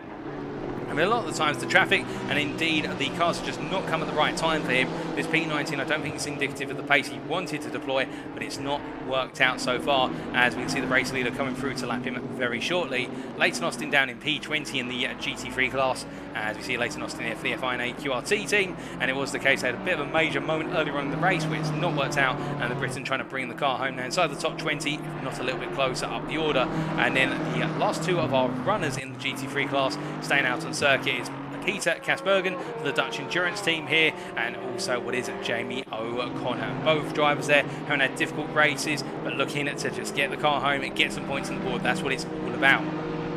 Now, we will very shortly take you through the BMW M2 drivers as they currently stand on their stories, but we do have to briefly cut back up to what is P11 man Alistair Lecky here, who is chasing after Luna as they make their way down at Leukop and into mineshaft. As you can see, as they make the way on through the left-hander there, Lecky has been closing at a very rapid rate of knots as they roll on through the right-hander, of what is at the Crocodiles, and as they come on through the corner and heading up towards what is Cheetah, it is the case that the Volante Racing driver doing everything he can in order to try and get back into the top 10. We know he's got the pace to be right up there in the top 5, but it's that moment earlier on which has cost him very badly, and Alistair Lecky now looking ferocious as he heads out of what is Ingwe, and we ride on board here the BMW M4 driver as he looks at potential opportunity coming down to Crowthorns. Now, will he be able to go for it from this far back? I don't think so here. That Porsche is always going to have the opportunity to outbrake him, but you can see there Haluna, in the process of going deep into the corner, has lost a bit of momentum. turn that push so strong through the sweep, the Chikeski sweep, and that's how it's able to stay ahead by a considerable margin. As they make their way now up into Sunset, the Porsche will be stronger here through the sweeping style corners again because of the fact mid-engine rear wheel drive with the engine mounted so close towards the rear of the car, the centre, and that's so far back, means it can carry a lot of momentum even through turn number 7. But now as we start to head into the corners, which are more about traction rather than carrying momentum into the corner, this is where the BMW will start to come alive, particularly after the S's now as we go up into Leeuwkop. Now you can see already how Lecky closing as they make the way up. He's going to look for the move here, he's going to go to the inside, and I think it's going to be on for P10. He's got that inside line, but he's got a little bit of traffic in the form of the BMW M2 there, but he's able to get down the inside into turn 11, the M2, but now we can see it's going to be the case. Luna's looking for it down to mineshaft. He backs off. He knows he's not close enough to attempt the move, and that's Lecky with a classic move into Leeuwkop corner, moves up into P10, and it is now Juice Luna who's down into P11 with 44 minutes of racing to go. And Lecky's next target, of course, will be Levchenko in the McLaren 720S, who is 10.5 seconds up the road. And, well, given their relative pace, I think it's going to be a bit of a taller order for Lecky to close up to Levchenko. I think it might be the case instead. He'll be hoping that Levchenko catches up to Browse, and that is where they'll both lose the pace, and Lecky can go for a move to P8 with approximately, say, about 30 to 20 minutes of the race still to go. But we'll wait to see whether that's how it works out in practice, of course. But in the meantime, what we can tell you is, whilst all that's happening, the battle for P6 between Richard Pixley and Cornelius Philbinger has actually opened up to 3.5 seconds. Philbinger's had a couple of difficult laps compared to Pixley, but now we must cut away from our GT3s to tell you the story of the M2s so far. As we do look here to Andrew Pike, the OTL Racing driver. He's taken over from his teammate and he's going to bring the car home for what is their second and final stint. And we can see here that OTL Racing, well, they have been leading this race since the start. It was the case that our driver on pole having a disastrous start to the race, and that opened things up for OTL Racing to take the lead. And, well, since then, they've not let it go. They've gradually creeped off into the distance. But to be fair, that doesn't quite reflect the whole story, because P2 driver here for NSN Racing, Rob Teplin, was the driver who was pursuing OTL very closely. Where did it all go wrong? Simply put, when the GT3 started to come through, it was the case that Teplin was the driver who just seemed, for some reason, to have the GT3s want to muscle their way through at the corners where he would have to go side by side when there would be normally a little tap on the side as if to say, if you politely get out of the way. And it didn't work out for the Briton, and whereas for OTL Racing, they just seem to have the GT3 traffic come through at the politest of times, making their way down on the straights here, such as the run towards Crawford, and that has really been the difference of the story here, because the two of them have been exchanging lap times, albeit now as we've gone deeper into the race, OTL have started to build up a lap time advantage, but particularly in the opening 45 minutes, that's how the gap was opened, was the way the traffic fell, and NSM Racing just catching the traffic at the worst possible time in terms of the GT3s going through, as we can see.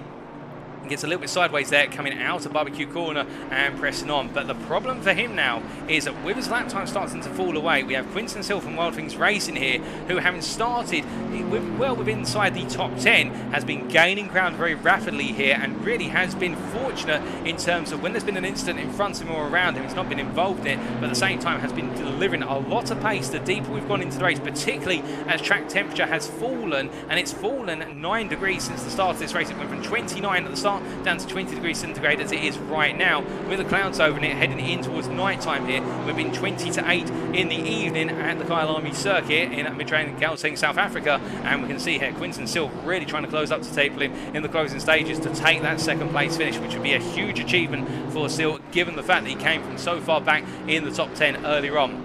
However, we do have a question mark about our pole position man at the start of the race, Christopher Kling, who, having a difficult start, dropped all the way down to outside the top 10, has recovered to P4 and is currently 10 seconds off of what is at Quinton Sill and Rob Taplin. You can imagine if they battle hard, in fact it's 12 seconds the gap, you can imagine if they battle hard, we could see Kling come right back up into the podium fight at the end of this race, and he is lapping at a good rate of knots. As we are hearing, I apologise to tell you this, ladies and gentlemen, we have just had a retirement, and that is a GT3 retirement of what was Ziga from P4 in the GT3 class, which means our P4 driver in the Porsche, it's engine failure for the Porsche, he's had to bring it into the pits, that's a disaster, and that means right now everyone's moved up a position part of the top 3, so Ian Hall and Richard Pixley now make up your top 5 behind Sakari Lehtinen, who's our leader, Harry Phillips and Daniel Austin, who are battling for the podium right now. So that is a shock to the system. We thought we'd bring you that, and this race has seen its fair share of retirements over the course of the distance so far.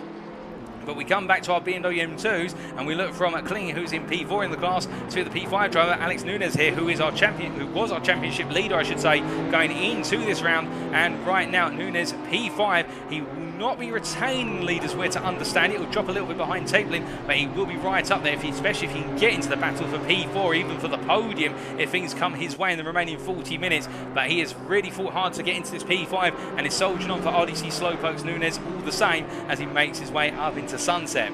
Outside of the top 5, Mark Ham, it is the case. We can see the Dutchman here, the FF20 Ham team, as he makes his way out of the Fast and Furious 2.0, I should say, team, as he makes his way out of their turn 5. It is the case that Ham pressing on here in the number 208 car, and really it's been the story for the Fast and Furious driver of just keeping his head down and delivering lap after lap, and it's shown. He has really delivered at great pace, albeit he is gradually being closed up to by James Riley here for Beamer, the American driver, in P6 in the class right now.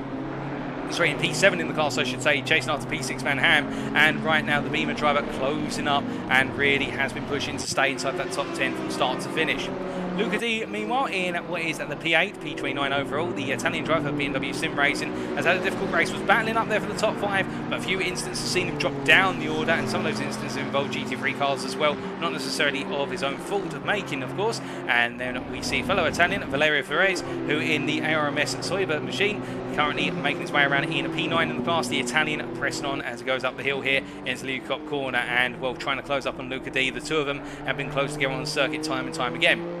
Completing the BMW M2 top 10 at this time is Mark Martins for Fast and Furious 2.0 there in the machine, the wonderful orange machine. The Dutchman here looking to bring home that P10 finish, or will he have Juho Koski, who's closing up gradually the Intercontinental Racing driver from Finland, who has been creeping closer lap after lap by just 1 or 2 attempts. We'll have to wait and find out the gap between the two of them at 6 seconds as it currently stands. We then have Aaron Jackson for Kaiju Racing here in P12, as we see the Briton making his way right now, going a bit wide there out of Sunset, but bringing it back together nicely. And then we do have Michael P13, unlucky for some, but not for the Black Flag Racing driver here, who's had a difficult day through and through. And then we do have Demetrius Dagdielis, as we see here, the CGI Speed driver, P14 in the class, and the Greek again battling to stay inside the top 15. And then our last 2 drivers running out on the circuit right now in the BMW M2 class, Fabian Hunderhege, as we see the German here for Slow Mo Racing in that P15 position, and in P16, last but not least of the runners of the BMW M2's P37 overall, is Simon Still here, the Phoenix Racing driver, who's just had a race where he has been cast aside a number of times with the GT3 traffic, and to be fair, it has not been an indication of the pace he's perhaps brought to the table here today. He's had a lot of bad luck, and we do imagine he'll be looking to arrest that come 2 weeks' time at Imola. But right now, looking to bring the car home in what would be P16 and get some good points on the board. Well, we must cut from Still to the battle for P2 in the M2 class, and that is, of course, between one Rob Taplin and Quinton Still. And you can see Still here closing up to the back of Taplin as they make their way on through. We ride on board here with Quinton Still as he makes his way coming out of what is their cheetah, and right up the back of Taplin now as they come through Ingwe corner. Now, of course, both drivers here have had to have GT3 traffic coming through, but the traffic has fallen better for Still compared to Taplin over the last couple of laps. And as they make their way across the timeline here, you can see that gap now down to less than 4 tenths of a second as they head down towards Crowthorne's corner once again here. And now, of course, taking you through the perspective of one of the drivers here, as we see a GT3 coming up behind. That is Daniel Austin flashing his lights there to say, look, I'm coming through. Now, Quinton Still will see that. Now, will we be able to capitalise on Austin coming on from the inside here into Barbecue versus Taplin? I don't think so. In fact, I think Taplin's actually been able to gain a tiny bit, perhaps a tenth, as a result of how the traffic's fallen. But we can see here Quinton still pushing on to take through the mindset of the drivers. Remember, they started this race in the afternoon sun. It was setting, but it was afternoon sun. Now they are racing in the dark with the headlights on, and really the only lights they have on circuit in terms of floodlights or spectator lights are down towards the start-finish line, if any are active right now. And what that means to our drivers, of course, is that those brake markers that you're relying on perhaps in the daylight may not be as visible anymore, so you've got to adjust your brake markers. Also, with track temperature coming down by 9 degrees centigrade, does that change the behaviour of the cars? We see Taplin again, a huge amount of oversteer coming out to the S's, and this is going to be an opportunity for a move. The Silby's going to have to go around the outside here. Tapelin's going to hold the inside. They've got the DNA Racing Machine Audi there as well behind them, and Tapelin holds the inside into Lukop there, but one little mistake sets it off, and as they make the way down for 11, Tapelin holds on for the time being, but I wonder how long it'll be before we see Sil try and come back at him again. That was very close to curtains for the Briton as they make the way on through, and as we ride on board and look backwards, you can see they're trying to go around the outside into Crocodiles. That is Quinton Sil literally trying to send it every which way and the other. He knows he's got Tapelin on the back foot right now as they make the way down in towards Cheetah, but of course every time these two battle, it will mean that Kling in P4 in the class will close, and Kling has already stripped a second out both drivers over the course of this lap as they make the way through Ingwe Corner this time. We still do have just under 35 minutes to go. This race is far from over. We're not even 2 hours in yet of the 144 minutes, and as they make the way across that timeline, you can see Tapelin's got to settle down now. Of course, these two battling will just release the OTL Racing Machine now 20 seconds up the road. It will just release it off into the distance, but I don't think they care about that. They will both see finishing P2 as a win here today as they make the way out of the turn 2 hairpin. As they come roaring up the hill, then you can see more of the GT3s coming on through, and still once again being very aware of it, as we can see it's one of the Wild Things Racing Bentleys making their way on through, and I believe that is, unless I'm very much mistaken, they're making their way on through. That's the Taffus, and as they head down towards what is turn number 6 into Sunset Corner, albeit you wouldn't believe it, there's no sunset anymore. It is the case that Tapelin holding that gap open for the time being, but I do think he's feeling that pressure as they make the way into turn 7. As they do, you can see Sil really closes up into these medium to low speed corners. Really has something in the car right now compared to Tapelin. Tapelin is struggling through corners that are at lower speed, and it is showing because he just cannot find a way to keep that gap at more than 3/10 of a second. And still once again on the offensive here as they make the way up into Liukov. Only a moment ago it was an attempt to move around the outside. You can see Tapelin here covers off the inside very nicely. No way through at this time as they make the way down the hill, and as they come roaring on down heading towards Mineshaft. Well, I do wonder whether Sil's going to try and send it up the inside into Crocodiles. He's going to have to be very brave to do so, to be fair. He's close, but is he close enough to dare to dream? And as they make the way in towards the braking zone here, it's a bit ominous with that dark time, but it is the case that still just not able to find a way through this time as we hear into the pit from P19 is Leighton Austin for another stop. I think that might be to put some more fuel in the car. Have we got any more stops on the horizon? That is of course the question. Has anybody underfueled potentially or got it wrong in the pits in general? We will have to wait and see. We're looking from this battle, we do look a little bit further up the road to a P5 driver here of Pixley, Richard Pixley, who is right now chasing after Ian Hall, and that gap is gradually coming down for Pixley. Came down by half a second that previous lap, but Ian Hall, to be fair, has got a lot of gap to play with. It was 20 seconds when we talked about it with 55 minutes remaining. That gap is not coming down enough right now to give Pixley much time to go on the offensive at the end of the race. We will wait and see how it plays out, but it is not looking as though it's coming to him. And one driver who is trying to make it come to him, albeit he's had an off from what I'm hearing, is Alistair Leckie, who's chasing after Juice Luna once again. These two have swapped places, and Leckie now outside the top 10, P11, and will be wanting to try and find a way back into that top 10 in short order. He's got a lot of pace, but I think mistakes are costing him dearly. And one driver as well who is absolutely flying right now in the GT3 class, but to be fair, he's had 2 pit stops to the majority's 1, so you'd understand if it's the case he's flying. It is Daryl Young for Wild Things Racing here. That last lap of 42.4. This lap as he comes across the timeline of 43.6. We did have a little bit of M2 traffic there, but he is the fastest man out of our drivers in the GT3 class right now on average, and he is chasing after Browse. He's now got that gap down to 2.4 seconds. Now you can see Florian Browse making their way through the camera shot as they head up to what is a barbecue corner here at turn number 5. Now with Browse for slow-mo racing trying to hold on to what would be P8 here. Of course, it's going to be on his mind whether he can hold on to it or not, given the amount of time they've got remaining. It'll be 30 minutes by the time they reach Mineshaft this time around, and well, 30 minutes remaining. It's been a long race for all of our drivers here. Tired arms and legs kicking in. The darkness as well has fallen on the circuit, and this is where it's the true test of endurance racing now. So our drivers have got to keep it together and just keep putting in the laps and no mistakes. A mistake now can be so critical and upset the balance of a driver's race. And well, one driver who knows that so much is Daryl Young, who would be right up there battling in the top 5 if it weren't for a mistake at the S's. much earlier on as we saw, but it is the case right now. He's batting to try and get himself as close as possible to that top 5, and his next target is P8 driver Florian Browers here as they make their way down to mine shaft. As they come roaring on through here, the two cars, of course, powered by the same Audi V10 engine, both the Lamborghini and also that Audi R8 LMS Evo 2. And it is the case, the Huracan Evo machine being reeled in, and you can see, look at how much Daryl Young has closed on Browse over the course of this lap. That is almost 2 seconds stripped out in one lap alone. This man is possessed, and he's flying as a result of it. He wants to get as best as possible result. He knows he is chomping at the bit because he knows the fact that he has lost out so dearly today. And as they make the way across the timeline here and head down to what is turn number 2, well, we'll have to wait to see whether we can look for the move. I don't think so this time, but you can imagine any moment now that move is going to come as we ride on board inside the cockpit here of Daryl Young in the Audi R8, and he continues to push as they make their way up into barbecue.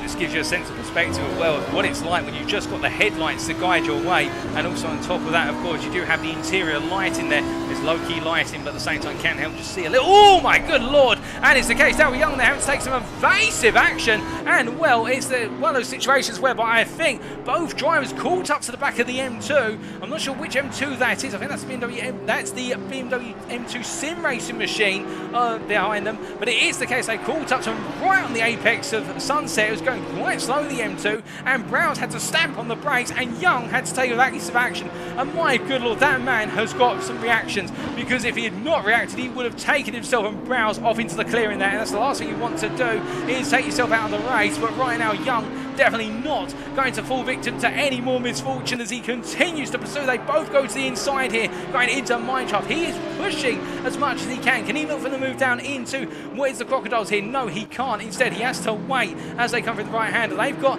what is the JH27 NSX in front of them, as driven by Helvio there in P18. They'll be coming past him to lap him very shortly, but as they make their way through right now, they won't be thinking about that. They'll be thinking about the move, and we can see Young here looks to the inside into Ingray corner. It's not enough to get fully alongside, but it upsets the momentum of Browse here, and Young gains P8. And now, with that move done, can he hold on to the position as they come down towards Crowthorne Hairpin at turn number 2? They come through the kink, they head down towards the braking zone here, or will we see Browse go for a return? Will he send it up the inside? No, it is the case that Browse is too far back. Daryl Young moves up to P8, and he's now got a 7.2 second gap to close up to what is Arthur Levchenko, who in the McLaren here, the Ukrainian driver, has now got it all to do with Young firmly targeting him. And to be fair, at the rate Young is going right now when he's in clear air, I can imagine Young is going to be there within the next 5 to 6 laps. I think Young can get P7 at this rate. I think P6 may be a bit too much to ask for, but we will wait and see. Young is flying. As we look from them, we do look back to one driver who had to have that pit stop, and that is Leighton Austin here, who currently running in at P20. He's trying to find a way past Kasbergen in to Lukop here for P19. Kasbergen defends the inside. The Aston Martin driver holding off the BMW driver, and as they roll on down the hill now, it is the case. Well, I think Austin's got the pace. He just simply needs to find the place to go for the move. As we hear, there's been an off track for Quinton Sill in the battle for P2 in the BMW class. We'll come to that in a second. But Austin sends up the inside into the Crocodiles, goes a bit deep on the brakes, and will the Dutchman find a way back? Kasbergen looking for up the inside into Cheetah. But no, he backs out, and then he knows 2 does not go into 1 into Cheetah. It is the case, unless you're fully alongside, in fact got your nose ahead on the inside, there's no way through, and Leighton Austin gains P19 and continues to press on. Well, I did briefly talk about the battle for P3 in what was the GT3, the M2 class, the BMW M2 class only moments ago. Well, there is Andrew Pike, our race leader, and here is Rob Taplin, our second place driver. Where is Quinton Sill, I hear you ask? Well, he's still there. He's just tucked in behind right now, but he's had a couple of minor off tracks which won't bother him too much, I don't think.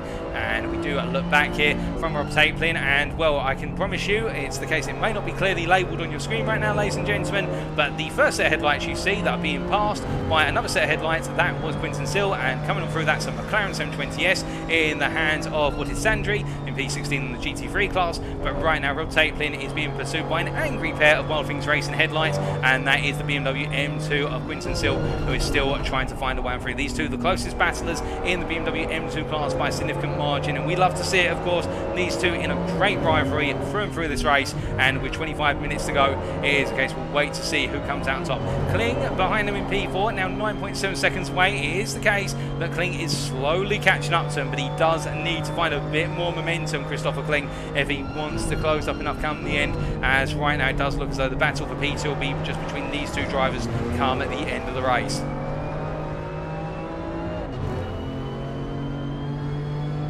As they make their way on down in towards the mineshaft once again here, we can see we do have the McLaren there. I believe that's the McLaren of Patano coming on through, and that will have cost to a little bit of momentum. They might have had to lift it off just as a precautionary measure, but Tapeman in return actually goes a bit overly deep into the Crocodiles. In fact, he goes very deep into the Crocodiles, and that's going to give Sil every bit of momentum that he will want as they roll on through.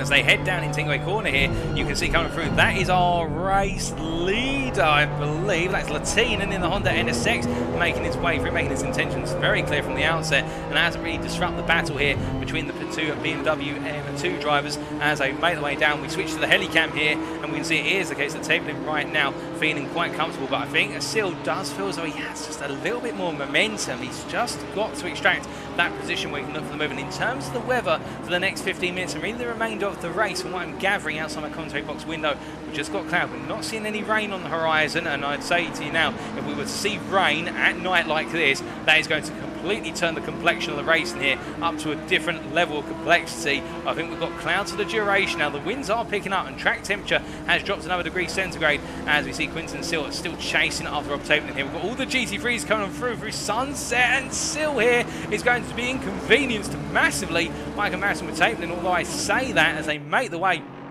into turn number 7. Tapeman's now going to feel the pain of the GT3 traffic coming on through very rapidly indeed. As they make the way out the corner, it is the case that the two of them are still nose to tail. No change between the two of them. Neither can gain an advantage. But meanwhile, we must look from them to the battle for the growing battle for P7, we believe, between Levchenko and Daryl Young. And we can see Young now has stripped already, and I kid you not, he has stripped since passing Browers over the course of 2 laps alone. He has taken 3 seconds out of Levchenko. He is on a mission to close down that P7 position, and right now he is definitely going to deliver on that mission.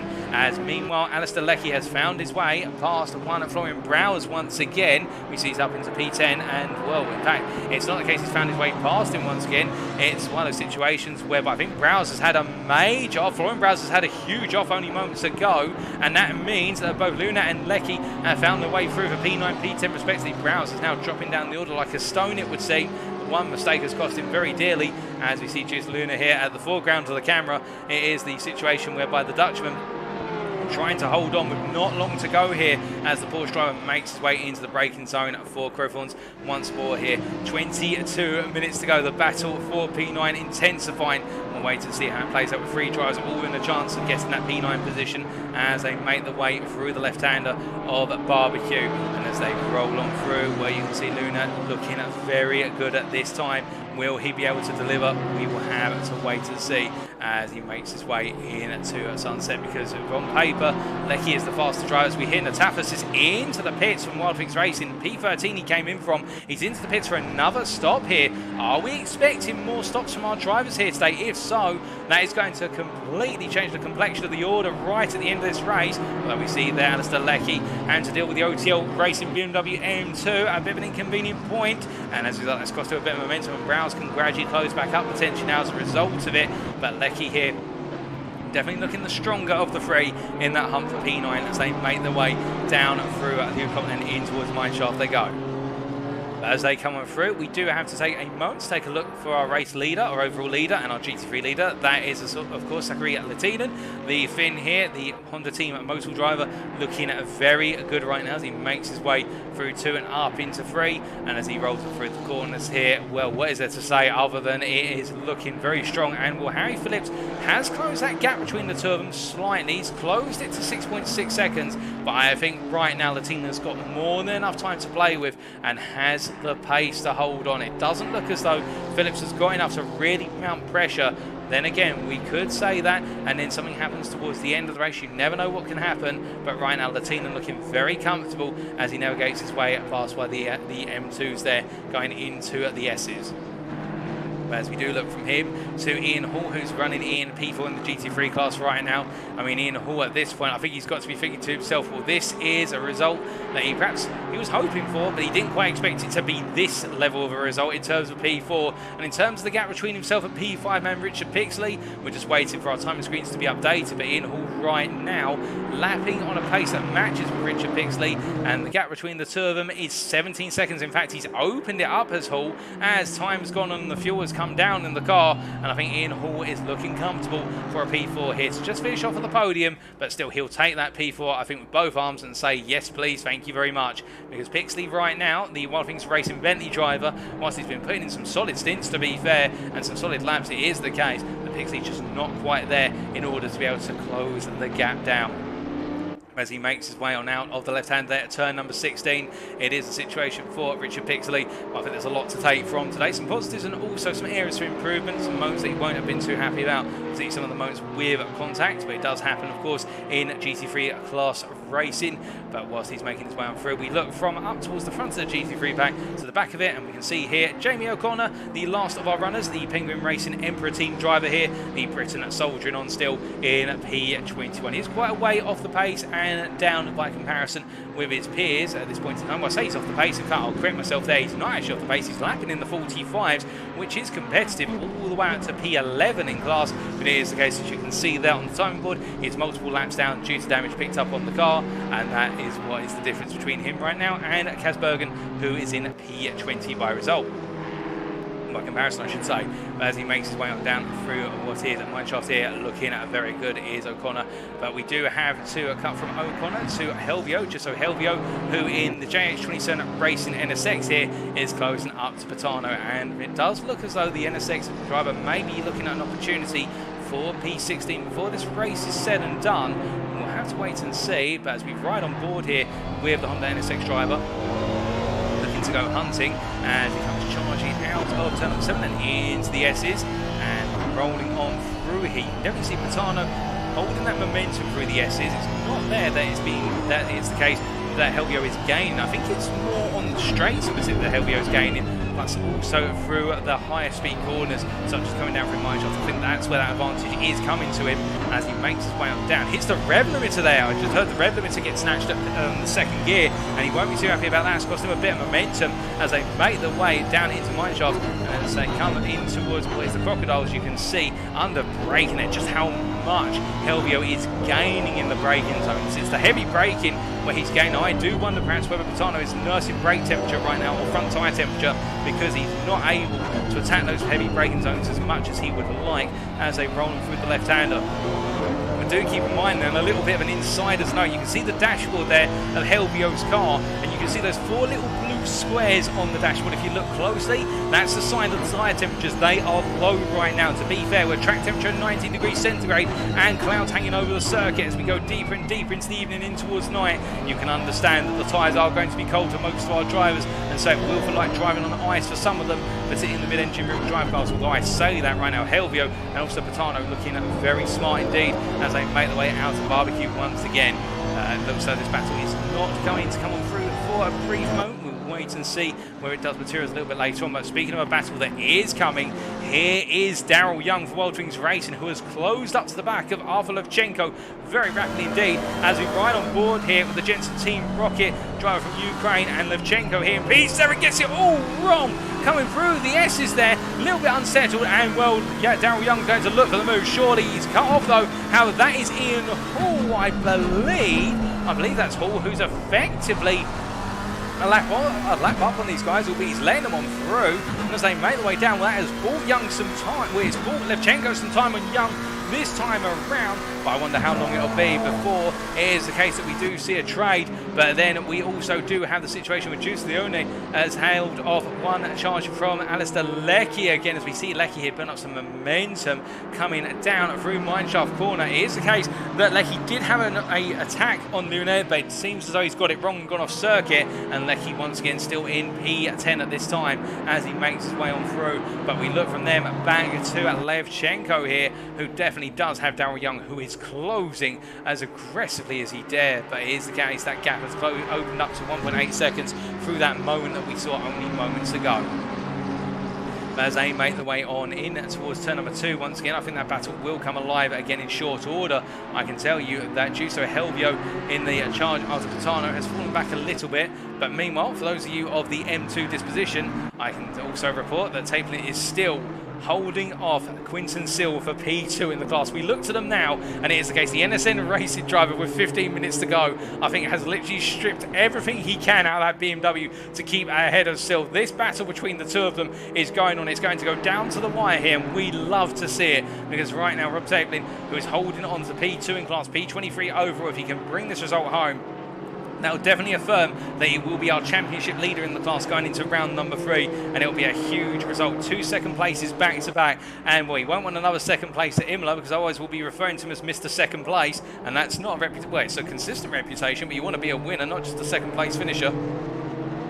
As he makes his way out of Ingwe, he won't be thinking about that now. He'll be thinking about, what do I have to do to keep Sill at bay with only 15 minutes to go, plus the final lap as they come on through. But as he makes his way on down, looking very comfortable right now, Rob Taplin, and I think it's more on Quinton Sill to have to put the pressure on here. And perhaps Sill is starting to feel a little bit of pain in the car. Perhaps he's had to push so hard in the car that now it is starting to get to that point where the car's biting back, which can happen, to be fair, when it's called overdriving the car. When you drive the car aggressively, you do gain lap time, but if you drive it too aggressively, too much for an extended period of time, you can start to strip life out the tyres and the brakes earlier than planned, and perhaps still might be feeling that now, as we do see Harry Phillips coming on through there past the two drivers as they make the way into Sunset, and behind them that is the Bentley there for Wildwings Racing of Richard Pixley coming on through. And well, as they make the way into the corner, Pixley's going to have a very awkward time here. He splits the two BMW M2s for a brief moment and then gets on through the pair of them, and still loses a little bit of time as a result. But as they make the way on through at 13.5 minutes still remaining in this race, still some battles on the radar, no doubt about that.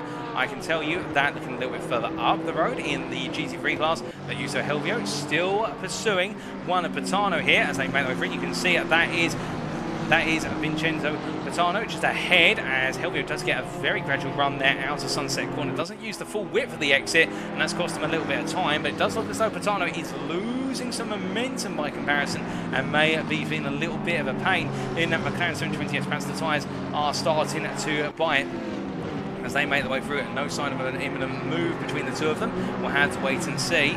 What I can tell you in the meantime is also Daryl Young has closed up to Levchenko. Won't be cutting into that straight away. We stay here with the battle for P16 in the GT3 class, and as they roll on through, it's one of those situations where now we use Helvio continues to push on here, but not able to find a way in for the time being. But he is looking very good in the second half of lap. That seems to be as he's going to look up the inside. I mark my words. He looks up the inside there into the Crocodiles, and he puts a little bit of a tap onto the back of Patano there as if to say, I'm coming for you. And I think Patano is very well aware of that, Helvio, as they make the way coming through 15 and into 16. And that's the first sign of an attack as they make the way into Ingwe Corner here. But now they have the Kaiju Racing M2, so they both have to go around it on the apex of Ingwe. They do so very successfully, to be fair, respecting the M2 driver's space. And as they make the way into another lap, Helvio looking for that move soon as they head down towards Crowthorne's hairpin. Onto another lap they go, onto the 75th lap of the circuit, these two drivers, and they are not showing any signs of stopping in that battle anytime soon.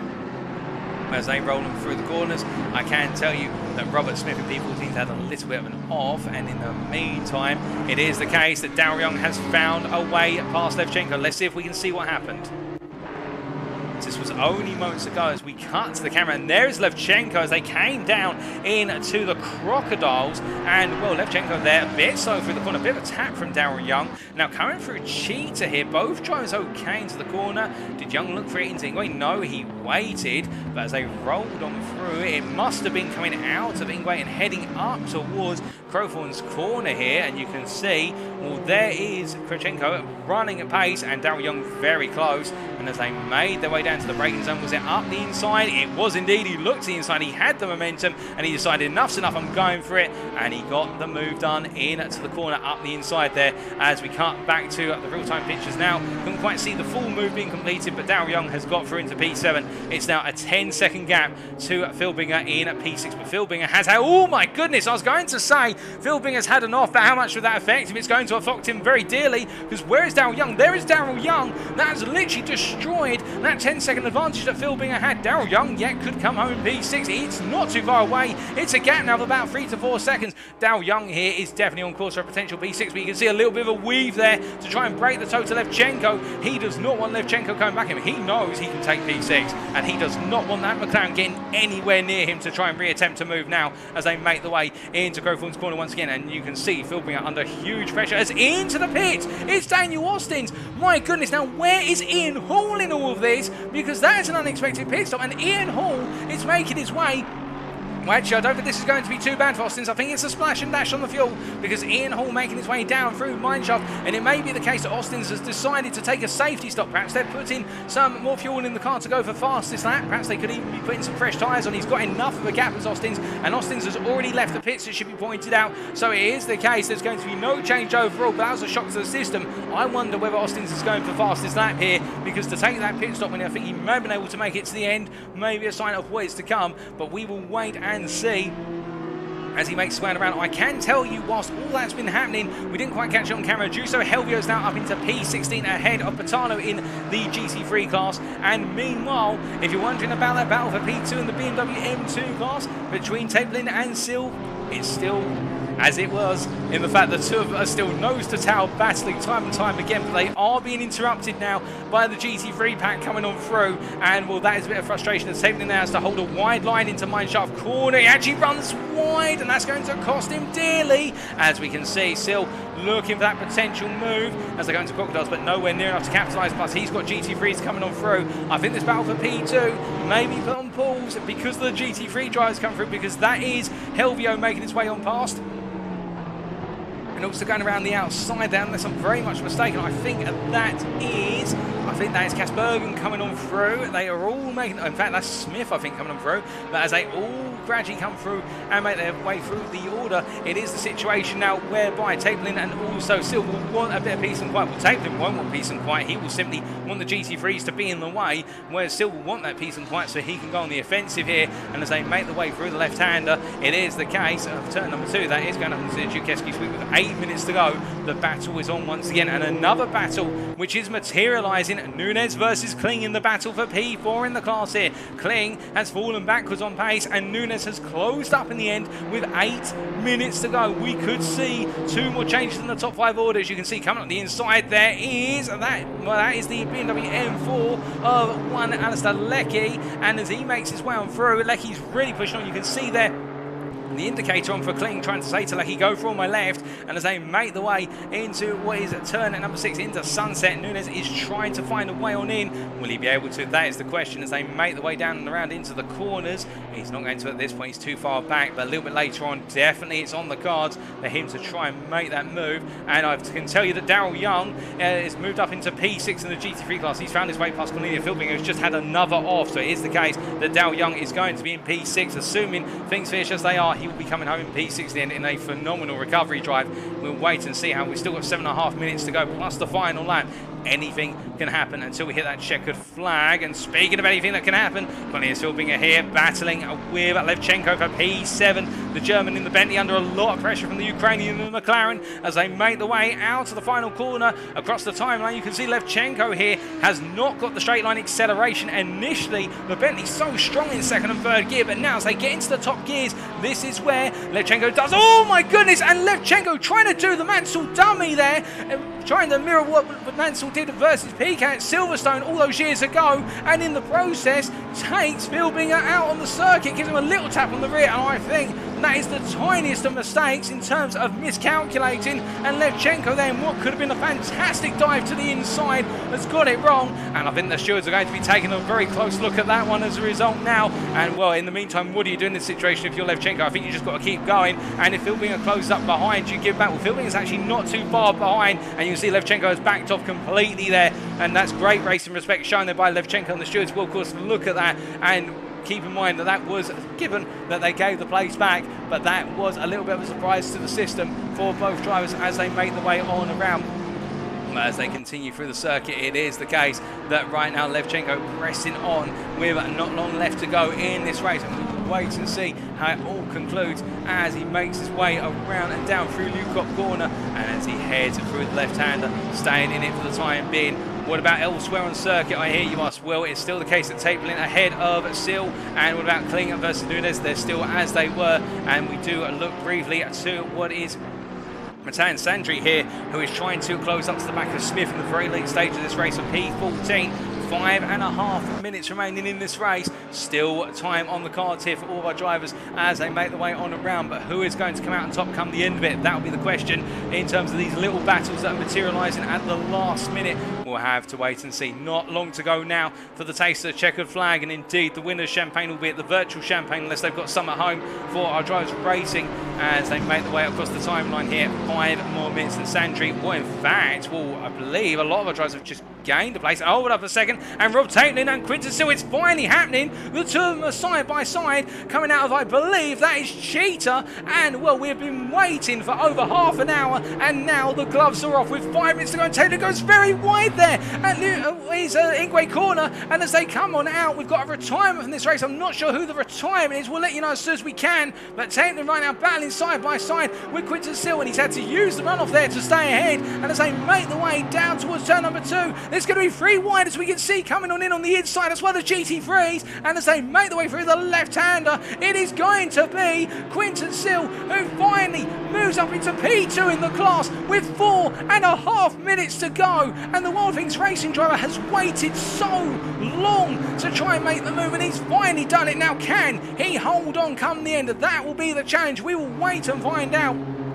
Because it's the case, I think Taylor will try and come back at him in short order. There's no doubt about that as they roll on through, and as they make their way through the corners, I believe we may have had a driver just briefly disconnect and then reconnect. So apologies if the places keep changing, folks. We'll keep you posted if anything does materialise. We're hearing that Denise Pope is into the pit, but there might be a slight issue in the McLaren because it is the case that she dropped off our time screens briefly and now has returned. Alternatively, it's just a tracker switched off briefly, but we can see Quinton Sil now that he's got past Taplin. I think he is running away. In fact, he's opened that gap up already to 9/10. I think Taplin in the end just lost it at that last little moment, and the car has fallen away. As meanwhile, I can tell you that into the pits is Arthur Levchenko and Florian Broers into the pits as well. They're both coming right in, and it's a drive-through penalty for Levchenko for track limits, I'm hearing in my ear, and it is the case. The Ukrainian driver, this is going to cost him quite deeply, and well, Florian Broers has not had the fuel to go to the end. He was right on the money in terms of fuel,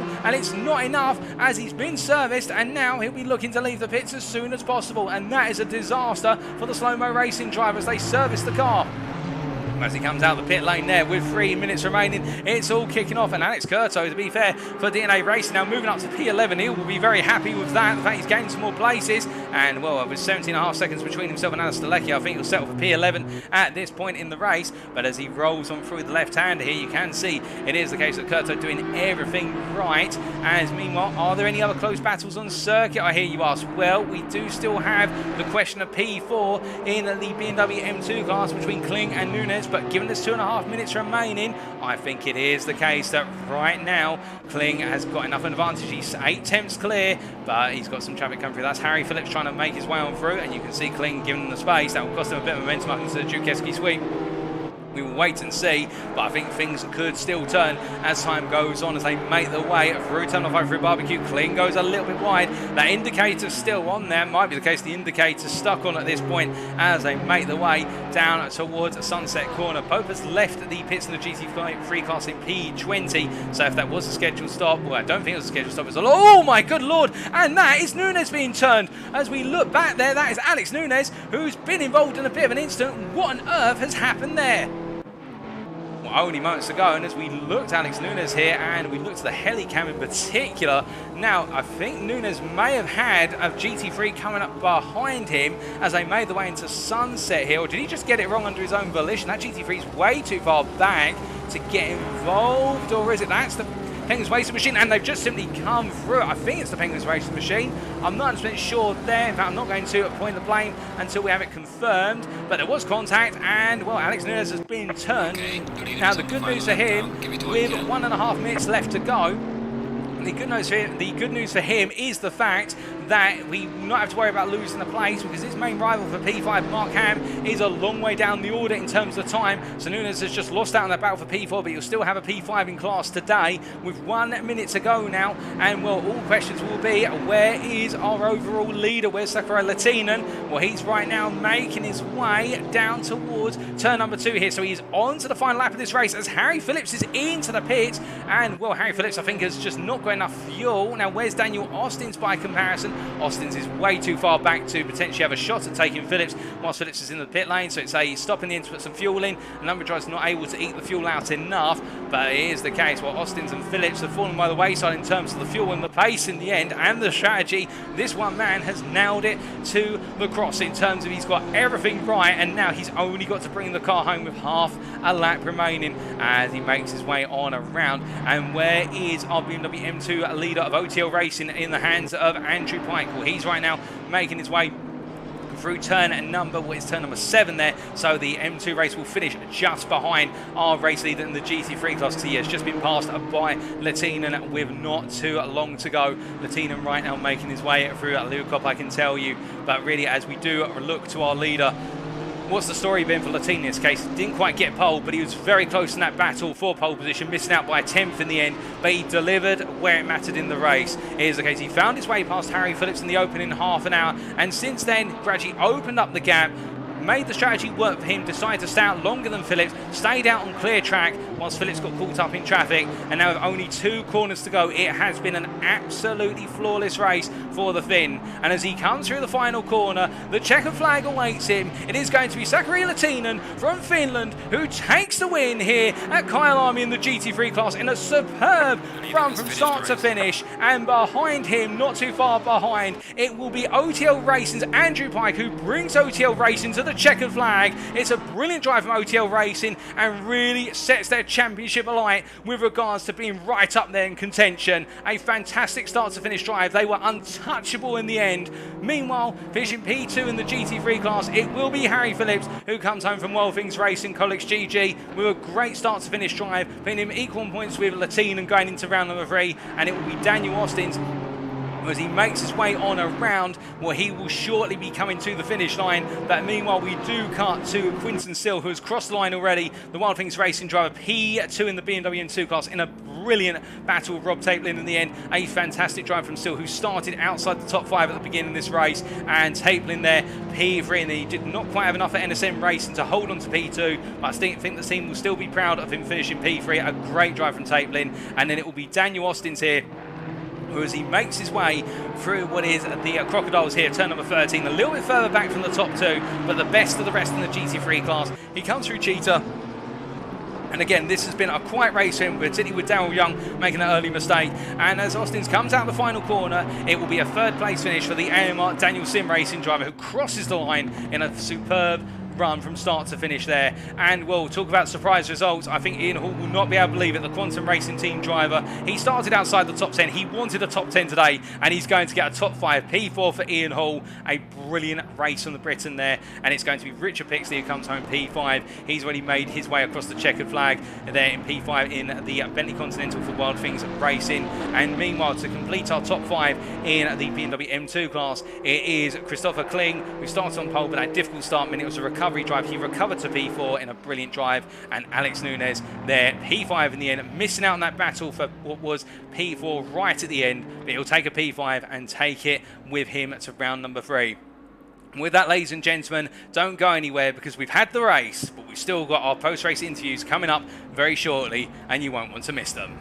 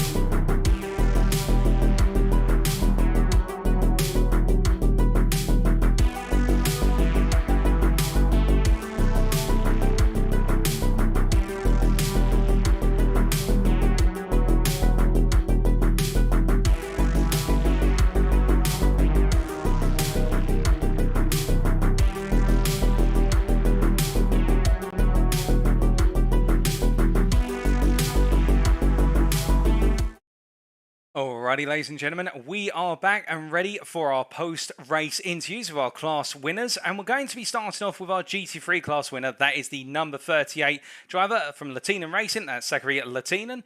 The Finnish driver putting in an absolutely phenomenal display, and I would argue perhaps if he had not got it wrong in qualifying on his penultimate lap, could have even gone for pole and snatched that away from Harry Phillips. It was that close, but then getting the upper hand on his rival from the Nürburgring, and the two of them deadlocked on points going into round number 3. Without further ado, we jump into the interview room here, and well, we kick off with Sakari Lehtinen. Sakari, fantastic race from start to finish for yourself. How's it feel to have taken the win at Kyalami? Yeah, thanks. Kyalami is one of my favorite tracks, and yeah, really enjoy racing here, and it's always close racing and good fun. Good fun to drive on this track. Well, that's brilliant to hear. And taking us from the start, really, looked as though in qualifying, blistering pace, but it was always going to be a rivalry between yourself and Harry Phillips for pole. We saw at one point you had the advantage, Phillips struck back, and then you were on a lap, but it all went wrong right at the final corner. I think track limits were triggered. Were you on a purple lap, I have to ask? Yeah, I was like 2.5 tenths up, and then messed up the cheetah, and yeah, lost it all there. It was unfortunate because we saw it going purple on our timing screens. We thought it was going to be a blister of a lap, but still a P2 in qualifying, putting you on the front row versus Phillips going into the race. In the race, we saw yourself and Phillips breaking away from the rest of the field very gradually early on. What was the strategy? Was it always to try and pass Phillips in the opening half an hour, or was it try and take the opportunity? Just take us through what your plan was. Well, I did some calculations on the fuel before the race, and I thought that I was like 3 liters short of making it with a one stop. So I did lots of fuel saving on the formation lap, and then did some lift and coast on the end of the first stint. So at no point in the first stint I was really like eager to get past, but yeah, obviously it's easier to drive in the front than, especially when you're encountering traffic. But yeah, I was just trying to manage the fuel, and then see where that takes me for the second half of the race. Well, indeed, and in managing that fuel and finding your way past Harry Phillips on that opening stint, I have to ask, once you'd come out of the pit, fresh tyres on the car, a full fuel tank once again, and we saw the lap times coming in very rapidly, did it feel as though it was a cruise to finish, or did you have to really keep your head down and keep delivering those laps? Was there no let off? Yeah, I was trying to save the tires. I actually burnt up my first set of tires with the lapped cars, so I was struggling. So I didn't want to have that happen again on the second stint, and so I was just trying to like manage a solid pace, but not try to push the car too much. I And see. yeah, in the end, focus was a bit lost. It's like 1 a.m. at the moment local time, so yeah, it's been a long day. So yeah, Well, almost had a few moments there in the end, but yeah, just managed to keep it on the track. well, I do appreciate the time zone difference between where we both are respectively, so I won't keep you too much because I appreciate you may want some sleep very shortly. But I do have to ask one final question before we do let you go. Imola in 2 weeks' time, can we expect another win from yourself?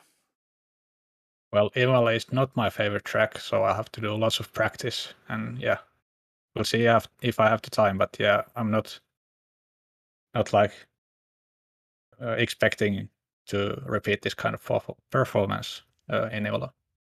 Well, we look forward to seeing how you get on at Imola in 2 weeks' time. But until then, thank you for joining us in the interview room. And Sakari Lehtinen, a phenomenal performance from start to finish, a well-deserved win. Congratulations, and have a lovely evening. Yeah, thank you. You too. So hearing that from Sakari Lehtinen, and now we come over to our M2 class winners, and that is OTL Racing. So I believe we've got both Kieran Sharp and also what is there Andrew Pike in the interview room. Kieran, Andrew, are you both there? Yep. Yeah. Present. Oh, absolutely brilliant. So, having you both here, firstly, congratulations on what was a superb start to finish drive from yourselves, albeit it didn't look as though it was going to be a race which you led from the front from start to finish in qualifying. Just take us through qualifying in terms of, because you were quite the way up there, but not on pole. Yeah, qualifying was a bit rushed. Managed to hook in a good lap, and but yeah, it looked like Cara just had a little bit more over us at the time, but we were lucky on the race start that I think it was Nunes also got collected and allowed us to control the race up front. Oh, indeed. And just take us through, because we didn't quite see specifically what happened at the front. We saw that the Swede who put it on pole ended up going a long way down the order. Nunes lost some places as well. But what exactly happened from your perspective? Because 1 minute we saw you sort of up towards the front, and then suddenly you're just going all out the road. It's like OTL said, yep, we'll just take the lead and we'll just run it off into the distance, thank you. Well, the inside was covered, so I had to really commit to the outside line. And I think that kind of gave us the luck we needed. And I just gave it a wide berth into turn one, and I think that meant that I stayed away from any trouble that happened on the inside. And it was kind of a shock at the time, myself, to be honest. It was very, very close. I was watching on the chase cam as well, and I think somebody was just a bit too keen on the inside and took Nunes and Kling. And as Kling spun, he just missed the rear quarter of our car. But that allowed us to get away. So by the time you sort of look back at the M2s, we already had 2 or 3 seconds, I think. So we were fortunate there. We had the lead into turn one, but we were lucky to come out the other side without being collected. That's for sure.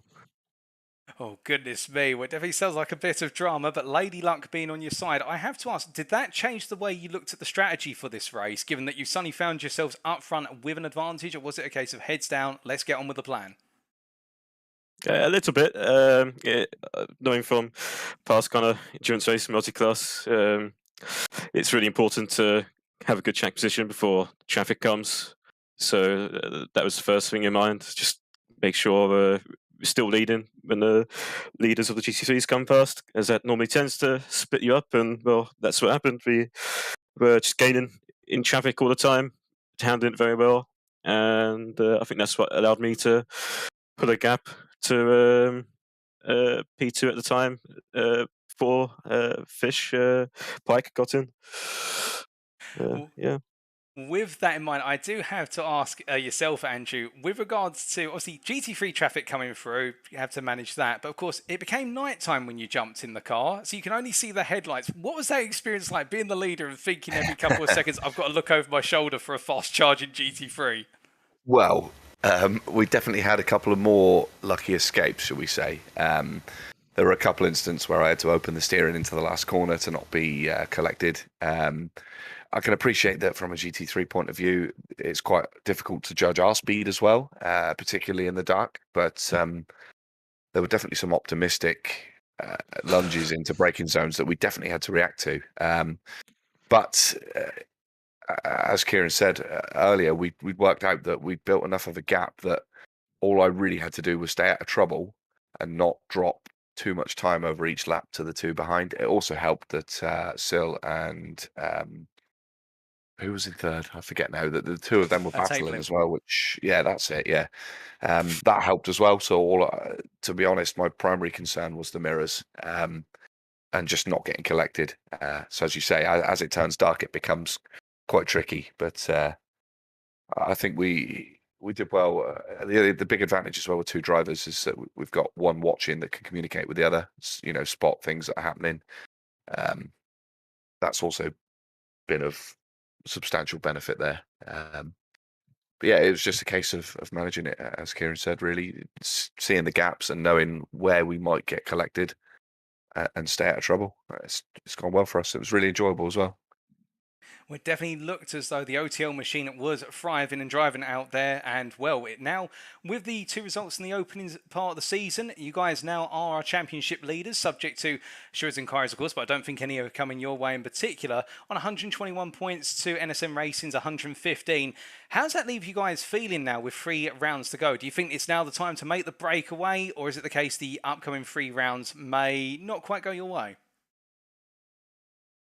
Certainly close. We weren't just. I don't think we were outright the quickest. I think obviously luck came our way in places. Kling was very quick. He just happened to have a fortunate start. So yeah, some cars we clearly need to keep an eye on, and But yeah, it'd be nice to build that gap going ahead. They're good. They're tracks that we both enjoy as well coming up. They're difficult. I certainly prefer the trickier tracks. Bathurst in particular, I know we're probably at a substantial risk there, but on a personal level, that's an enjoyable track. And I think if we can keep our noses clean, then we'll certainly be in and amongst it. But as Kieran said, we're probably not the fastest on an outright pace, but in this type of racing, that's not necessarily the be-all and end-all, is it? That is very true, and you guys demonstrated that tonight. Consistency and keeping a sensible head and a very aware head around you in terms of what's going on, particularly at turn number 2 right at the start of the race. A bit of lady luck as well. It all plays together, and I do have to ask, Imola, for you guys, yay or nay as a circuit where you think you can deliver? Certainly one we can enjoy. I've not lapped this car around that track personally, but we'll certainly be looking to be as far forward as we can be. I would like to think we'll be competitive, but we'll have to put a bit of time into that. We've got a couple of weeks, haven't we? So we'll certainly be putting some laps in to make sure we're ready for that one. Well, we look forward to seeing you guys out on the circuit Imola in 2 weeks' time. But until then, Kieran, Andrew, congratulations on your win today at Kyalami. A superb drive from start to finish. Thank you for joining us in the interview room, and well, I wish you both a lovely evening. No problem. Yeah, thanks. You too, bud. Cheers. Take care.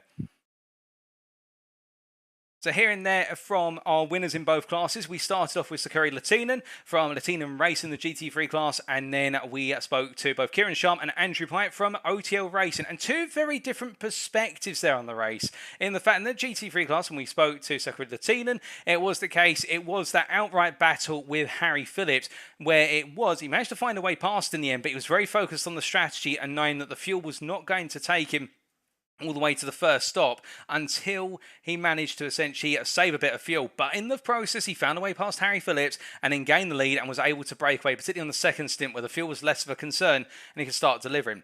Conversely, OTL Racing were given a real good lifeline at the start of the race. Good qualifying session. Wasn't enough, however, to put them on pole. Taking an outside line into Crawford hairpin at turn number 2 on the opening lap, they avoided the carnage and the contact, and well, just about avoided it, and in the end had a lead. And when we cut them, we saw they were 2-3 seconds up the road and able to extend the lead at a comfortable pace. And sometimes that's what you need to do. It's not about being the fastest over a single lap, it's about being the most consistent and staying out of trouble. And I think that could do very well for OTL Racing in the long term. But I'm sure we're going to be seeing some of our other M2 teams come charging back at them. And indeed, in the GT3 class, seeing the rivalry between the Lehtinen Racing and Wild Things Racing go down to the wire as the time goes on. But with that, ladies and gentlemen, that is all we've got time for today. Thank you very much for watching. And if you do want to know more about the Rapid Drivers Club community, why not check us out at our official Twitter. That is twitter.com/Rapid Drivers Club. Alternatively, you can use our link tree. That is linktree/Rapid Drivers Club if you want to see all of their media and website addresses. Also, a huge thank you to our partners without whom we'd not be able to bring you the 2.4 World Tour Series. That is Wild Things Racing. Their Twitter again, twitter.com/Wild Things Race, and also the SimGrid at www.thesimgrid.com. But now the paddock must pack up, and indeed we at the broadcasting team of Next Gen Racing must pack up and look ahead to next time. In 2 weeks' time, it'll be round number 3 on Wednesday, the 18th of May 2022. We head to the Italian circuit, known as Imola in short, or in as the Autodromo Internazionale Enzo Edino Ferrari.